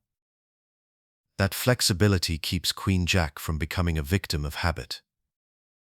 So as you picture the table again, the chips stacked neatly, the light reflecting softly off the felt, imagine each opponent, not as threat, but as rhythm. You listen to their pace, their tone, their story.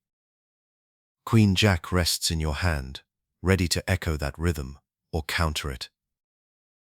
Sometimes it whispers, sometimes it sings, always aware. Because the real mastery of poker is not found in the cards, but in the calm recognition of the human patterns behind them. Queen-Jack simply gives you a mirror to see them more clearly. Chapter 23: Exploitative Adjustments. At its highest level, poker is not a game of balance. It is a game of adaptation. Theory provides the foundation, but exploitation provides the profit. Queen-Jack lives right at this boundary between discipline and improvisation. It performs best when you know how to deviate intentionally, bending structure without breaking it. Exploitative play means recognizing where others err and letting their patterns guide your strategy instead of your ego. To exploit effectively, you must first observe. Every player carries habits that repeat. Some bluff too often, some fold too quickly, some chase draws past reason. Each mistake opens a door. Queen-Jack, with its blend of connectivity and flexibility, walks naturally through those doors because it can shift roles. It can be patient against aggression, or aggressive against timidity. It molds itself to context. Against over-aggressive opponents, exploitation means patience. When someone barrels every street, bluffing relentlessly, Queen-Jack's moderate strength becomes armor. You call lighter, trusting that their range contains far more bluffs than value. You let them hang themselves with their own momentum. When the river comes, you check and watch them fire again, and your quiet call earns not excitement but composure. Exploitation in these moments is not revenge, it's understanding human rhythm. Against overly cautious players, the strategy flips. They fold to pressure, avoid confrontation, and shrink from variance. Here, Queen-Jack becomes your tool for steady aggression. You open more often, continuation bet, with confidence, and use its blockers to represent strong holdings. The suited versions can semi-bluff across multiple streets, applying exactly enough heat to melt their patience. You're not forcing them out, you're allowing them to surrender. In live games, exploitative edges often appear through physical rhythm, the sigh before a call, the quick glance after checking. Online, it's bet timing and sizing that reveal the cracks. Either way, you're listening for dissonance. When someone bets inconsistently, huge with strength, small with weakness, Queen-Jack becomes the perfect test hand. It calls when the story sounds false, folds when it rings true. The math of exploitation is simple. Every time an opponent strays from equilibrium, you can shift in the opposite direction. If they bluff too often, call more. If they fold too much, bluff more. If they chase too wide, value bet thinner. Queen-Jack fits beautifully into each of these adjustments because it sits between categories. It's strong enough to call, weak enough to bluff, and flexible enough to switch between the two without conflict. But exploitation carries a warning. The more you adjust to others, the more you reveal about yourself. Every deviation from balance leaves a fingerprint. Professionals know when to close the loop, when to step back into theory before being countered. Queen-Jack helps maintain that balance because its mixed range disguises your strategy. You can play it aggressively one hand, passively the next, without betraying consistency. Emotionally, exploitative play feels alive. It demands attention, not reaction, but presence. You must see clearly, free from narrative. When you start labeling opponents as weak or strong, you stop adapting. True exploitation is empathy turned into strategy, understanding how someone feels, then using that knowledge gently against them. It's a quiet, almost artistic form of competition. Imagine the session, the same player across from you, hand after hand. You've watched them for hours. You know how their shoulders move when they miss, how their chips stack when they're confident. You open with Queen-Jack suited, they call again. The flop falls King-10-4. You continuation bet small, and they fold instantly, just as they have before. A simple moment, but it carries truth. You adjusted, you read, you acted, not from luck, but from clarity. Over time, these tiny exploitations build the story of your session. You win not from dominance, but from harmony with imperfection. You learn that poker's real edge doesn't live in math alone. It lives in observation. Queen-Jack becomes your teacher in this, flexible, balanced, aware. So as the table hums and the cards glide, remember that every opponent writes their own rhythm. Your task is not to fight it, but to hear it. Exploitative play is music, not warfare. Queen-Jack simply provides the notes. Chapter 24. Live versus online flow. Poker changes character depending on its setting. The cards are the same, but the rhythm of play, the energy of decisions, and the quality of information all shift between the live felt and the digital screen. Queen-Jack adapts differently in each world, revealing how the same hand can carry two distinct personalities. Learning to flow between these environments is part of a complete player's evolution, a lesson in perception, pace, and patience. In live poker, everything breathes slower. Hands unfold like conversation. You watch, listen, and feel the small vibrations of intent that travel across the table. Queen-Jack becomes a sensory experience here. You can sense when an opponent's hand trembles slightly as they reach for chips, when their eyes linger too long on the board, when their bet size carries insecurity instead of strength. The hand's flexibility lets you respond softly to those cues, calling when their tension feels forced, folding when stillness radiates confidence. Live poker rewards intuition, and Queen-Jack is built to follow its rhythm. Because live players generally play fewer hands per hour, every decision grows in weight. This magnifies the danger of overvaluing medium-strength holdings. A top pair with Queen-Jack might feel monumental, simply because it took 30 minutes to arrive. Professionals guard against that illusion by detaching pace from importance. They play the same rhythm, whether holding aces or suited connectors. The slow heartbeat of live poker rewards those who can stay even through silence. In online poker, the flow reverses. The pace accelerates, compressing instinct into instant logic. Information shifts from physical to numerical.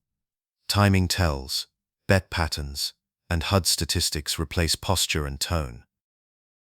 Queen-Jack here becomes a hand of calculation. You rely less on human presence and more on frequency. You open, continuation bet, and fold according to rhythm measured in data, not emotion. The same hand that reads an opponent's sigh in a casino now reads their check timing in milliseconds. Because online games move so quickly, adaptation must come faster too. The advantage with Queen-Jack is its versatility. It fits naturally into solver-approved ranges, allowing you to automate its decisions with confidence. Suited versions defend against raises, offsuit folds more often, and the frequencies repeat cleanly. The beauty of the hand online is consistency. It never drifts far from the center of logic. But what online poker gains in volume, it loses in texture. You can't sense the hesitation, the energy, or the human quiet that live poker offers. To stay grounded, you must build your own rhythm, using breathing, focus, and pacing to prevent burnout. Queen-Jack serves as a perfect practice hand for this. It's active enough to engage, gentle enough to remind you that patience wins the long game. Mathematically, the differences between live and online play affect expected value, but not truth.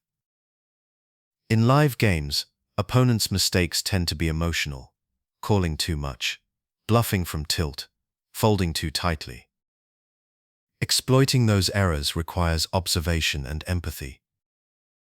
Online, the mistakes are mechanical, frequency misfires, poorly timed bluffs, over-aggressive continuation bets. Exploiting those requires pattern recognition and speed. Queen-Jack straddles both worlds, soft enough to read people, structured enough to read numbers. Many professionals move fluidly between the two formats. They describe live poker as an art form and online poker as a discipline. The art refines intuition, the discipline refines precision. Together, they complete the player. Queen-Jack mirrors that balance perfectly, half imagination, half method. It teaches that the right way to play isn't fixed. It breathes differently depending on the room. Imagine the contrast. In a quiet card room, you sit beneath soft light, listening to the rhythm of voices and shuffling chips. You pick up Queen-Jack and feel the moment unfold like music. Online, the same cards appear instantly on a glowing screen. The clock ticks, your mind sharpens, and you act with calm clarity before the timer fades. Two worlds, one truth. Patience expressed in different tempos. In both, flow is what keeps you steady. Live or online, Queen-Jack rewards presence. It's not where you play, but how you play, with stillness, rhythm, and respect for the hand's quiet honesty. Poker changes forms, but awareness never does. Chapter 25. Managing Tilt. Every poker player eventually meets the same silent opponent, not the person across the table, but the one within. Tilt isn't just anger, it's imbalance. It's the moment when logic blurs, when a single hand's sting spreads like heat through the mind. Queen-Jack, with its beauty and volatility, often serves as the catalyst. You connect and lose anyway. You fold and watch the winner turn over worse. In those moments, emotion invites chaos. Managing tilt is how you return to rhythm. Tilt rarely announces itself. It begins with small ripples, a frustrated exhale, a slightly faster call, a larger than usual bet. These are the cracks through which control slips. Professionals learn to feel those ripples before they become waves. They practice awareness not of others, but of themselves. The calm player notices when breath shortens, when hands tense, when thoughts race. The recognition alone interrupts the spiral. Queen-Jack brings this lesson home through repetition. You'll play it hundreds of times, win some beautifully, lose some painfully. You'll get your money in good, and still watch the river undo you. It will tempt you to chase, to prove something, to recover immediately. That impulse to get it back is tilt disguised as determination. The wiser move is stillness. You fold the next hand, breathe, maybe stand for a moment. Poker isn't punishment, it's patience, rehearsed through discomfort. The mathematics of tilt are simple but brutal. A single emotional mistake can erase hours of disciplined play. Calling one river because you can't be bluffed again costs more expected value than several correct folds earn. The calm player sees this and reframes each decision as part of a long journey. The game doesn't demand perfection, it demands consistency. Tilt interrupts that consistency, not with one explosion, but with small deviations that quietly empty the mind. To manage it, you build rituals. Some professionals count chips between hands, aligning stacks as a form of meditation. Others look away from the felt for 10 seconds, focusing on breath. Online players might take a few hands off, sitting out without explanation. The method doesn't matter, the awareness does. Queen-Jack's volatility gives you practice at this, teaching you to accept variance as part of rhythm, not as betrayal. Emotionally, tilt often stems from identity. You start to believe your results reflect your worth. A bad beat feels personal, a lucky run feels deserved. In truth, neither is real. Poker doesn't care who you are, it only reflects how you respond. Queen-Jack reminds you that control lives in process, not outcome. You can make the right play, lose the hand, and still be perfect in execution. That distinction is freedom. One of the greatest strengths of seasoned players is selective memory. They remember lessons, not wounds. Each loss becomes information, not identity. After a bad session, they review decisions, not regrets. They study where emotion replaced awareness and adjust quietly. Their rhythm returns because their focus stays on structure, not self. When tilt does strike, and it will, compassion is stronger than resistance. You don't fight it, you acknowledge it. The same patience you show opponents, you show yourself. You breathe through the heat until it cools. In that stillness, poker becomes more than a game. It becomes a mirror for discipline, awareness, and emotional truth. Picture the moment. You've just lost a big pot with Queen-Jack. The river brought heartbreak, the chips slid away, and silence filled the table. You sit back, close your eyes, and breathe once. The room fades. The next hand is dealt. You look down, still steady. You are not your losses. You are your response to them. Tilt cannot survive awareness. It dissolves in calm. And that calm practiced hand after hand, breath after breath, becomes your greatest edge. Queen-Jack doesn't just teach how to play poker, it teaches how to stay human while doing it. Chapter 26. Momentum and Recovery. Poker is a long journey of small waves. Some days the current pulls you forward effortlessly. Other days it drags against you no matter how well you row. Momentum is what carries you through both. It's not luck or streaks, it's rhythm, the alignment between thought, patience, and timing. Queen Jack, with its balance between promise and peril, lives inside that rhythm. It can start runs of beauty or break them abruptly. Learning to build and rebuild momentum is how you stay afloat through variance. Momentum in poker isn't measured in chips, it's measured in clarity. When decisions flow naturally, when your reads align with the board, when folds feel clean and bets feel timed, that's true momentum. It's the state of inner balance where the game seems slower, clearer, almost quiet. The trick is to sustain it without letting success turn into noise. Each win tempts overconfidence. Each loss tempts doubt. Real momentum survives both. Queen Jack offers daily practice in this. It rewards good timing but punishes impatience. You might connect perfectly one session, hitting straights, flopping top pairs, extracting quiet value, and then spend the next watching the same hand miss every board.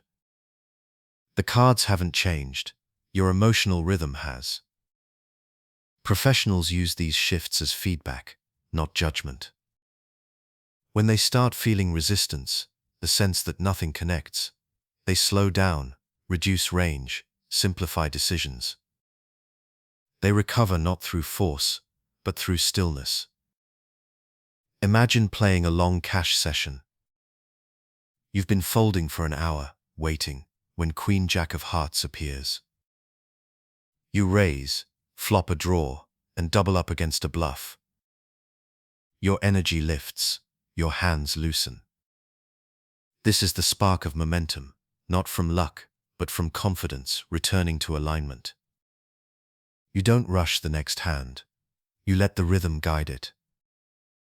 Momentum builds quietly through composed repetition, not through excitement.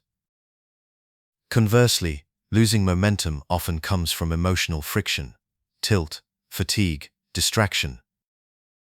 The mind narrows, decisions shorten, awareness fades. Queen Jack amplifies this because it sits right at the boundary of playable and foldable. When you're centered, you see that line clearly. When you're not, you cross it too often. Recovery begins the moment you recognize this drift. Professionals pause, breathe, and reset their rhythm. One decision, one orbit, one breath at a time. Mathematically, momentum doesn't exist. Every hand is independent. But emotionally, it shapes your perception of variance. When you feel connected to rhythm, variance feels natural. When you lose that connection, the same variance feels hostile. Recovery is the process of rebuilding that connection through small, deliberate choices. Folding when you should, betting at the right moment, speaking kindly to yourself after a loss. These are the quiet steps that rebuild trust in your own process. Between sessions, recovery deepens. Rest, reflection, and journaling transform frustration into insight. Many professionals review key hands not to critique outcomes, but to study transitions, the moments where flow turned into friction. They trace how a single mistake, or even a single emotional reaction, shifted their energy. This awareness becomes armor in future sessions. You stop chasing momentum externally and start cultivating it internally. In tournaments, recovery happens faster because structure demands it. After a bad beat, blinds rise immediately. There's no time to sulk. You learn to reset within seconds, to breathe out loss before the next hand. That micro-recovery becomes a life skill, the art of beginning again without hesitation. Queen Jack, often the culprit of heartbreak, becomes the symbol of that restart. Picture this scene. You've just endured a downswing. You close your laptop or step away from the table. You walk outside, breathe in the evening air, and feel the coolness on your skin. The noise of variance fades. The world feels larger again.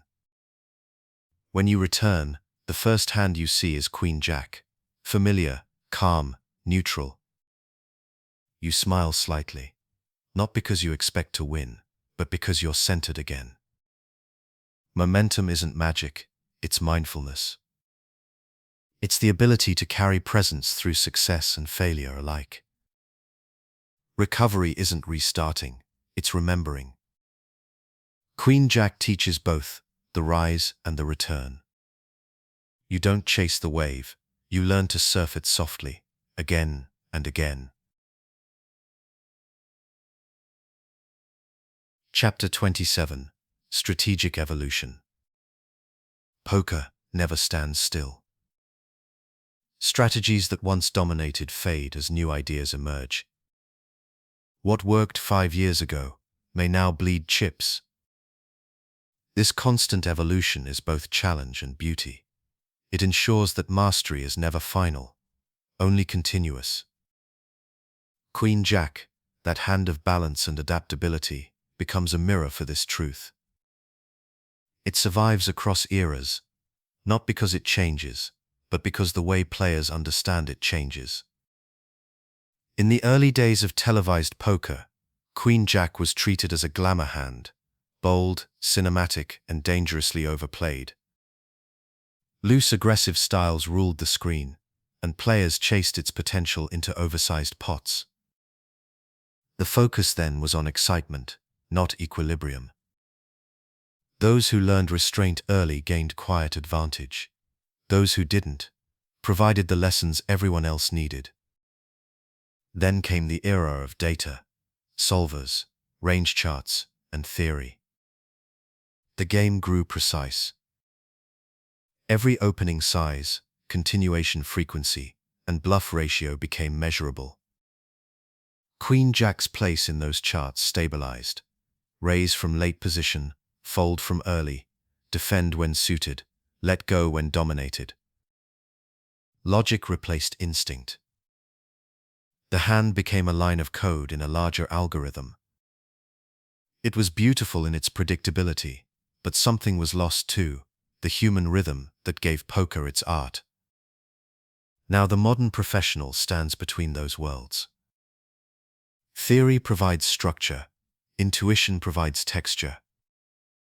The evolution of Queen Jack mirrors that balance perfectly.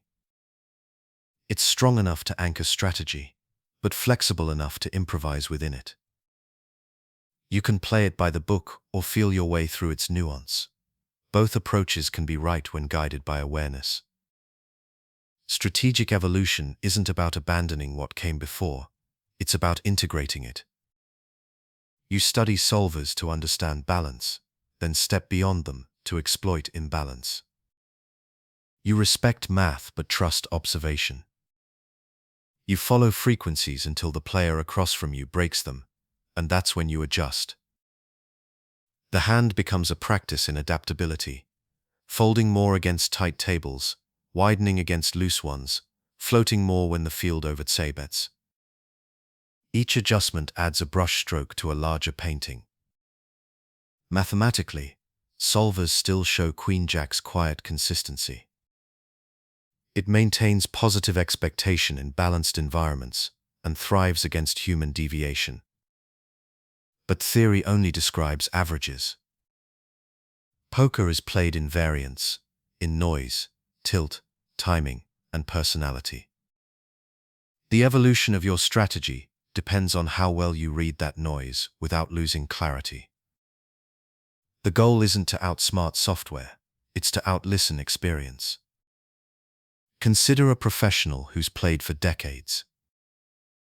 They've seen every trend, the rise of aggression, the birth of game theory, the analytics revolution. Yet when they pick up Queen Jack, they don't think of charts. They think of flow. They feel the table's mood, the pace of the orbit, the fatigue in their own body.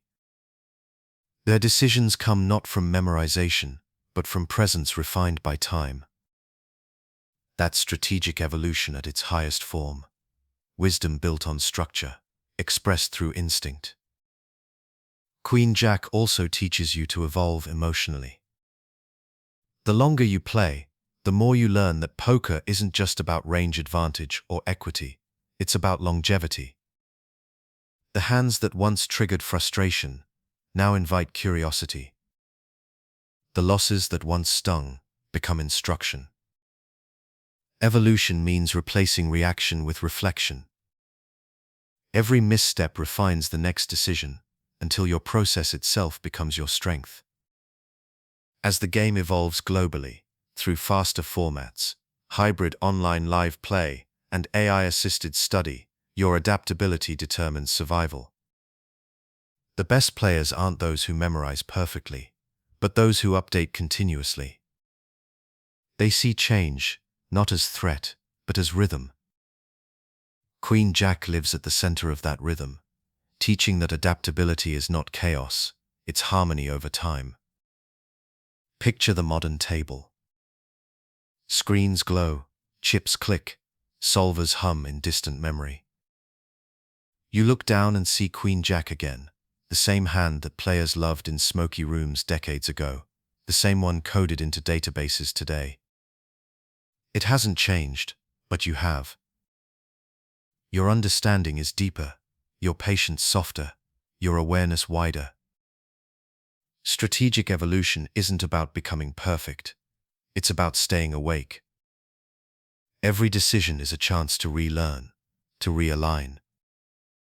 Queen-Jack doesn't demand mastery, it invites it. The game changes, the players change, the world changes, but calm and curiosity never go out of style. Chapter 28. The Psychology of Confidence. Confidence is the quiet heartbeat of poker. It is not loud, not boastful, not dramatic. It is the calm assurance that you can handle whatever comes next. Queen-Jack, poised between strength and fragility, tests this inner balance constantly. It gives you moments that feel powerful, and others that humble you instantly. Through it, you learn what confidence really is, composure without illusion. Most players mistake confidence for certainty. They think it means believing you'll win, that the cards will favor you, that your reads will always hold true. But poker dissolves those illusions quickly. True confidence has nothing to do with results. It's the ability to make clear decisions under pressure, accept outcomes without panic, and return to stillness immediately after chaos. It's faith in process, not prediction.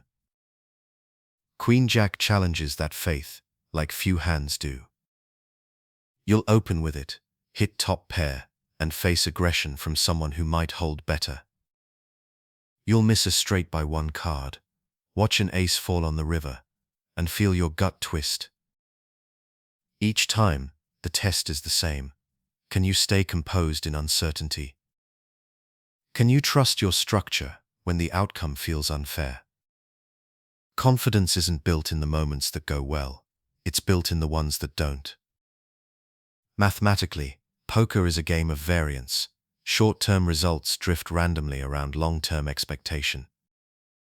Emotionally, confidence bridges that gap. It lets you believe in the math, even when the noise grows loud. Professionals cultivate this belief through discipline, reviewing sessions, tracking decisions, and valuing execution over profit. They know that if their process is sound, results will follow in time. That knowledge becomes serenity. Queen-Jack offers daily rehearsals for that serenity. It's never the best hand, rarely the worst. It asks you to play from the middle, where uncertainty lives. Some days it rewards you with perfect flops, other days it betrays you in silence. The calm player treats both the same. They neither celebrate nor complain, they observe. That emotional neutrality becomes the soil in which real confidence grows. Confidence also shapes how you interact with opponents. A confident player's energy feels different, unhurried, grounded, unthreatened. They bet because it's correct, not because they need control. Their table presence radiates quiet strength that discourages chaos. Others feel it unconsciously and adjust. Confidence, when genuine, becomes a form of gravity. The danger, however, is overconfidence. Poker tempts it constantly. A few good sessions, a rush of cards, a feeling of invincibility. But overconfidence blinds the same awareness that builds skill. It replaces curiosity with certainty. The moment you believe you can't be wrong, the game humbles you. Professionals avoid this trap by staying students forever. Even at the height of mastery, they keep asking questions. Building true confidence requires recovery. After bad beats, after misreads, after emotional sessions, you return to the table with gentleness toward yourself. Confidence doesn't mean unshakable self-belief. It means unbreakable self-forgiveness. You accept mistakes as part of process. You see variance as weather, not judgment. In that acceptance, the need for validation dissolves, and all that remains is focus. Psychologically, confidence thrives on structure. Routine builds stability. Many players begin each session the same way, setting their chips neatly, breathing slowly, reviewing key reminders. This ritual doesn't summon luck, it centers the mind.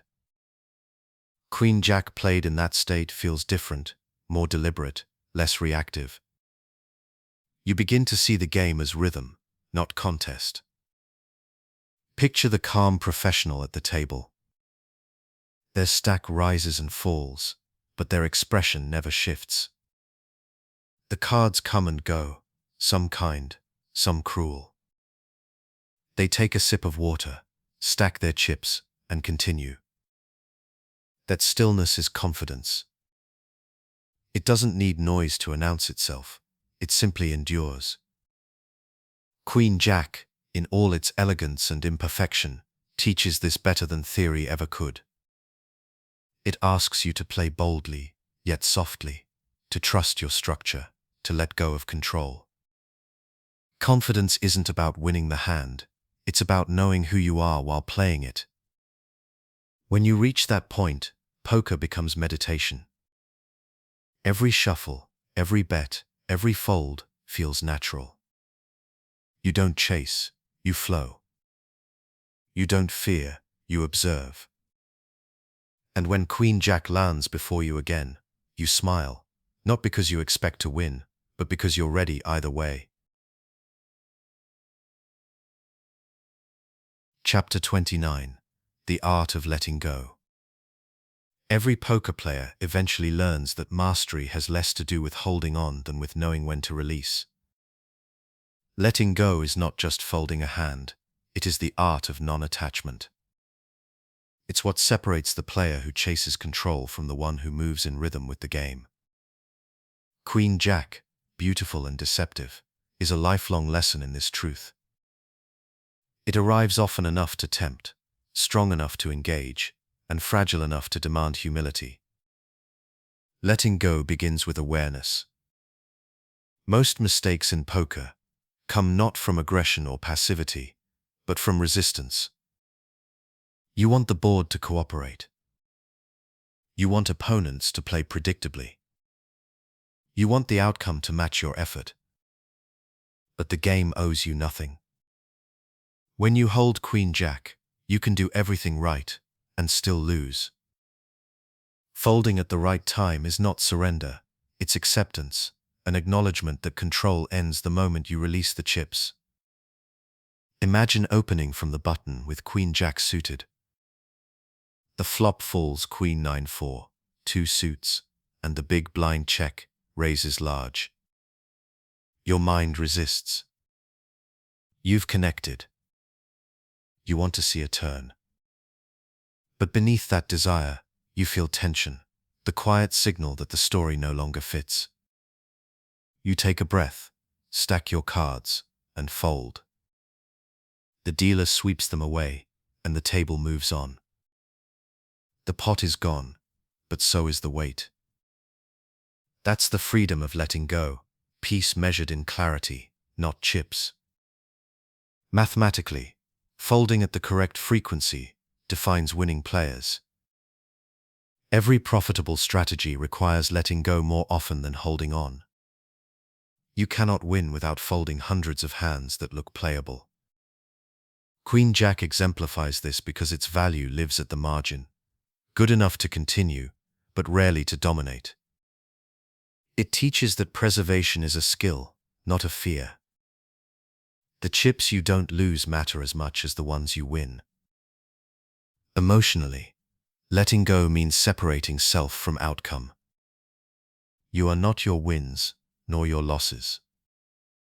Each hand ends, you remain. Professionals embody this detachment. After losing a pot, they don't replay it endlessly. They breathe, restack, and recenter. The hand dissolves into memory like breath on glass. This ability to reset defines longevity. Without it, poker becomes emotional weather, pulling you through endless storms. Letting go also applies beyond folding. It means releasing expectation, resentment, and the illusion of control over timing.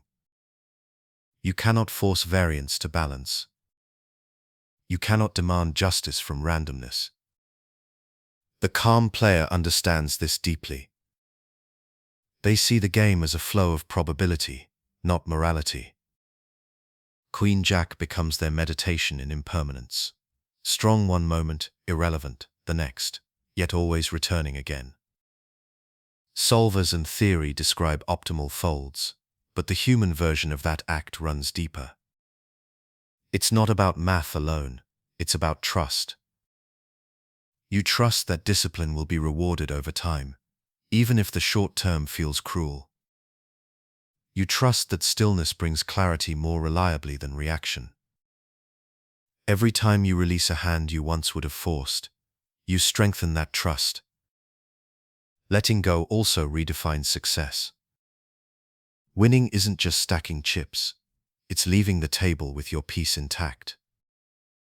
The ability to stop chasing, to step away when tired, to close the laptop after a losing session, and still feel whole, that's the highest form of skill.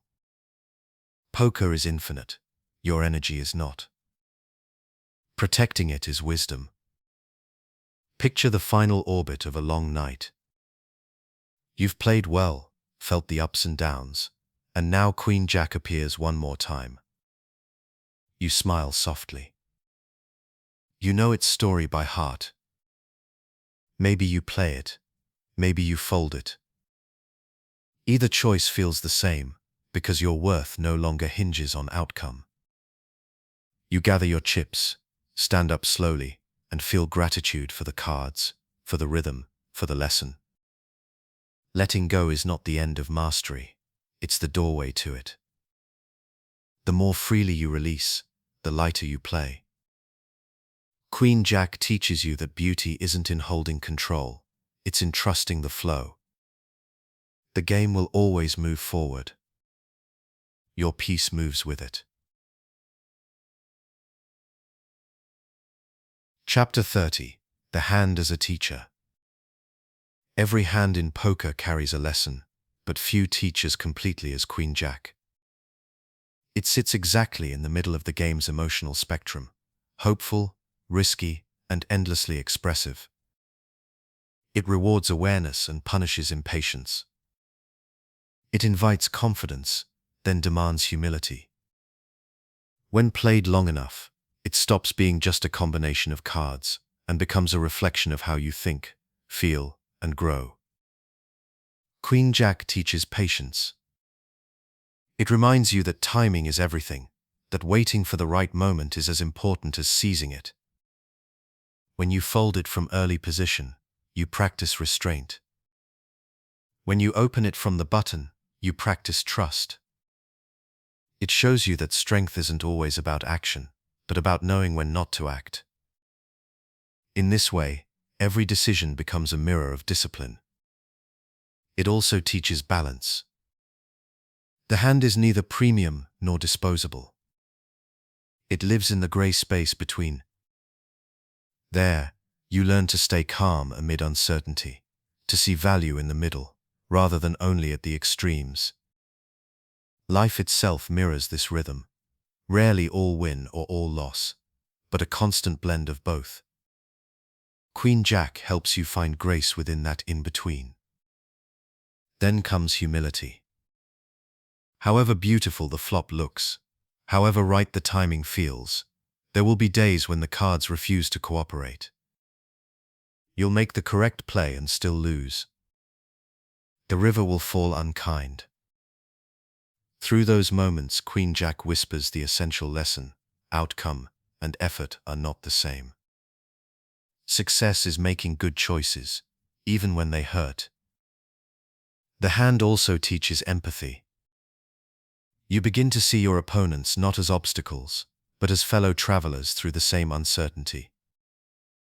They too misread boards, chase draws, and wrestle with emotion. You start to sense the shared humanity in every small pot. In learning to read them, you learn to understand yourself, your impatience, your hesitation, your need for control. Poker becomes less about combat and more about connection. Mathematically, Queen Jack is ordinary. But in its ordinariness lies revelation. It appears often enough to shape habits, often enough to correct them. It exposes leaks in thinking, tests emotional endurance, and measures progress quietly. A player who can handle Queen Jack well, fold it when dominated, value it when ahead, bluff with it when balanced, is a player who has matured. There's a rhythm to this hand that echoes the rhythm of growth itself. Early in your journey, it feels exciting and wild. Later, it becomes calm and purposeful. Eventually, you stop reacting to it altogether. You simply play, aware and untroubled. That evolution mirrors the larger arc of learning in poker and in life, from emotion to clarity, from control to peace. Picture the closing image. The night is quiet. The table hums under soft light. You've played for hours, through highs and lows, and Queen Jack rests once more in front of you. You run your fingers across the edges of the cards, breathe slowly, and smile. You know what to do, not because of memory, but because you've lived every version of this hand. You raise, or you fold, or you simply watch the cards slide away. Whatever happens next feels right. The lesson is complete, but never finished. Poker continues, life continues, and the calm you've built remains. Queen Jack, the most beautiful trouble hand, has taught you everything it could about patience, presence, and the quiet art of choice. And when the deck turns again, and the next hand arrives, you'll meet it not with fear or hope, but with stillness. Because in the end, the hand was never just about winning.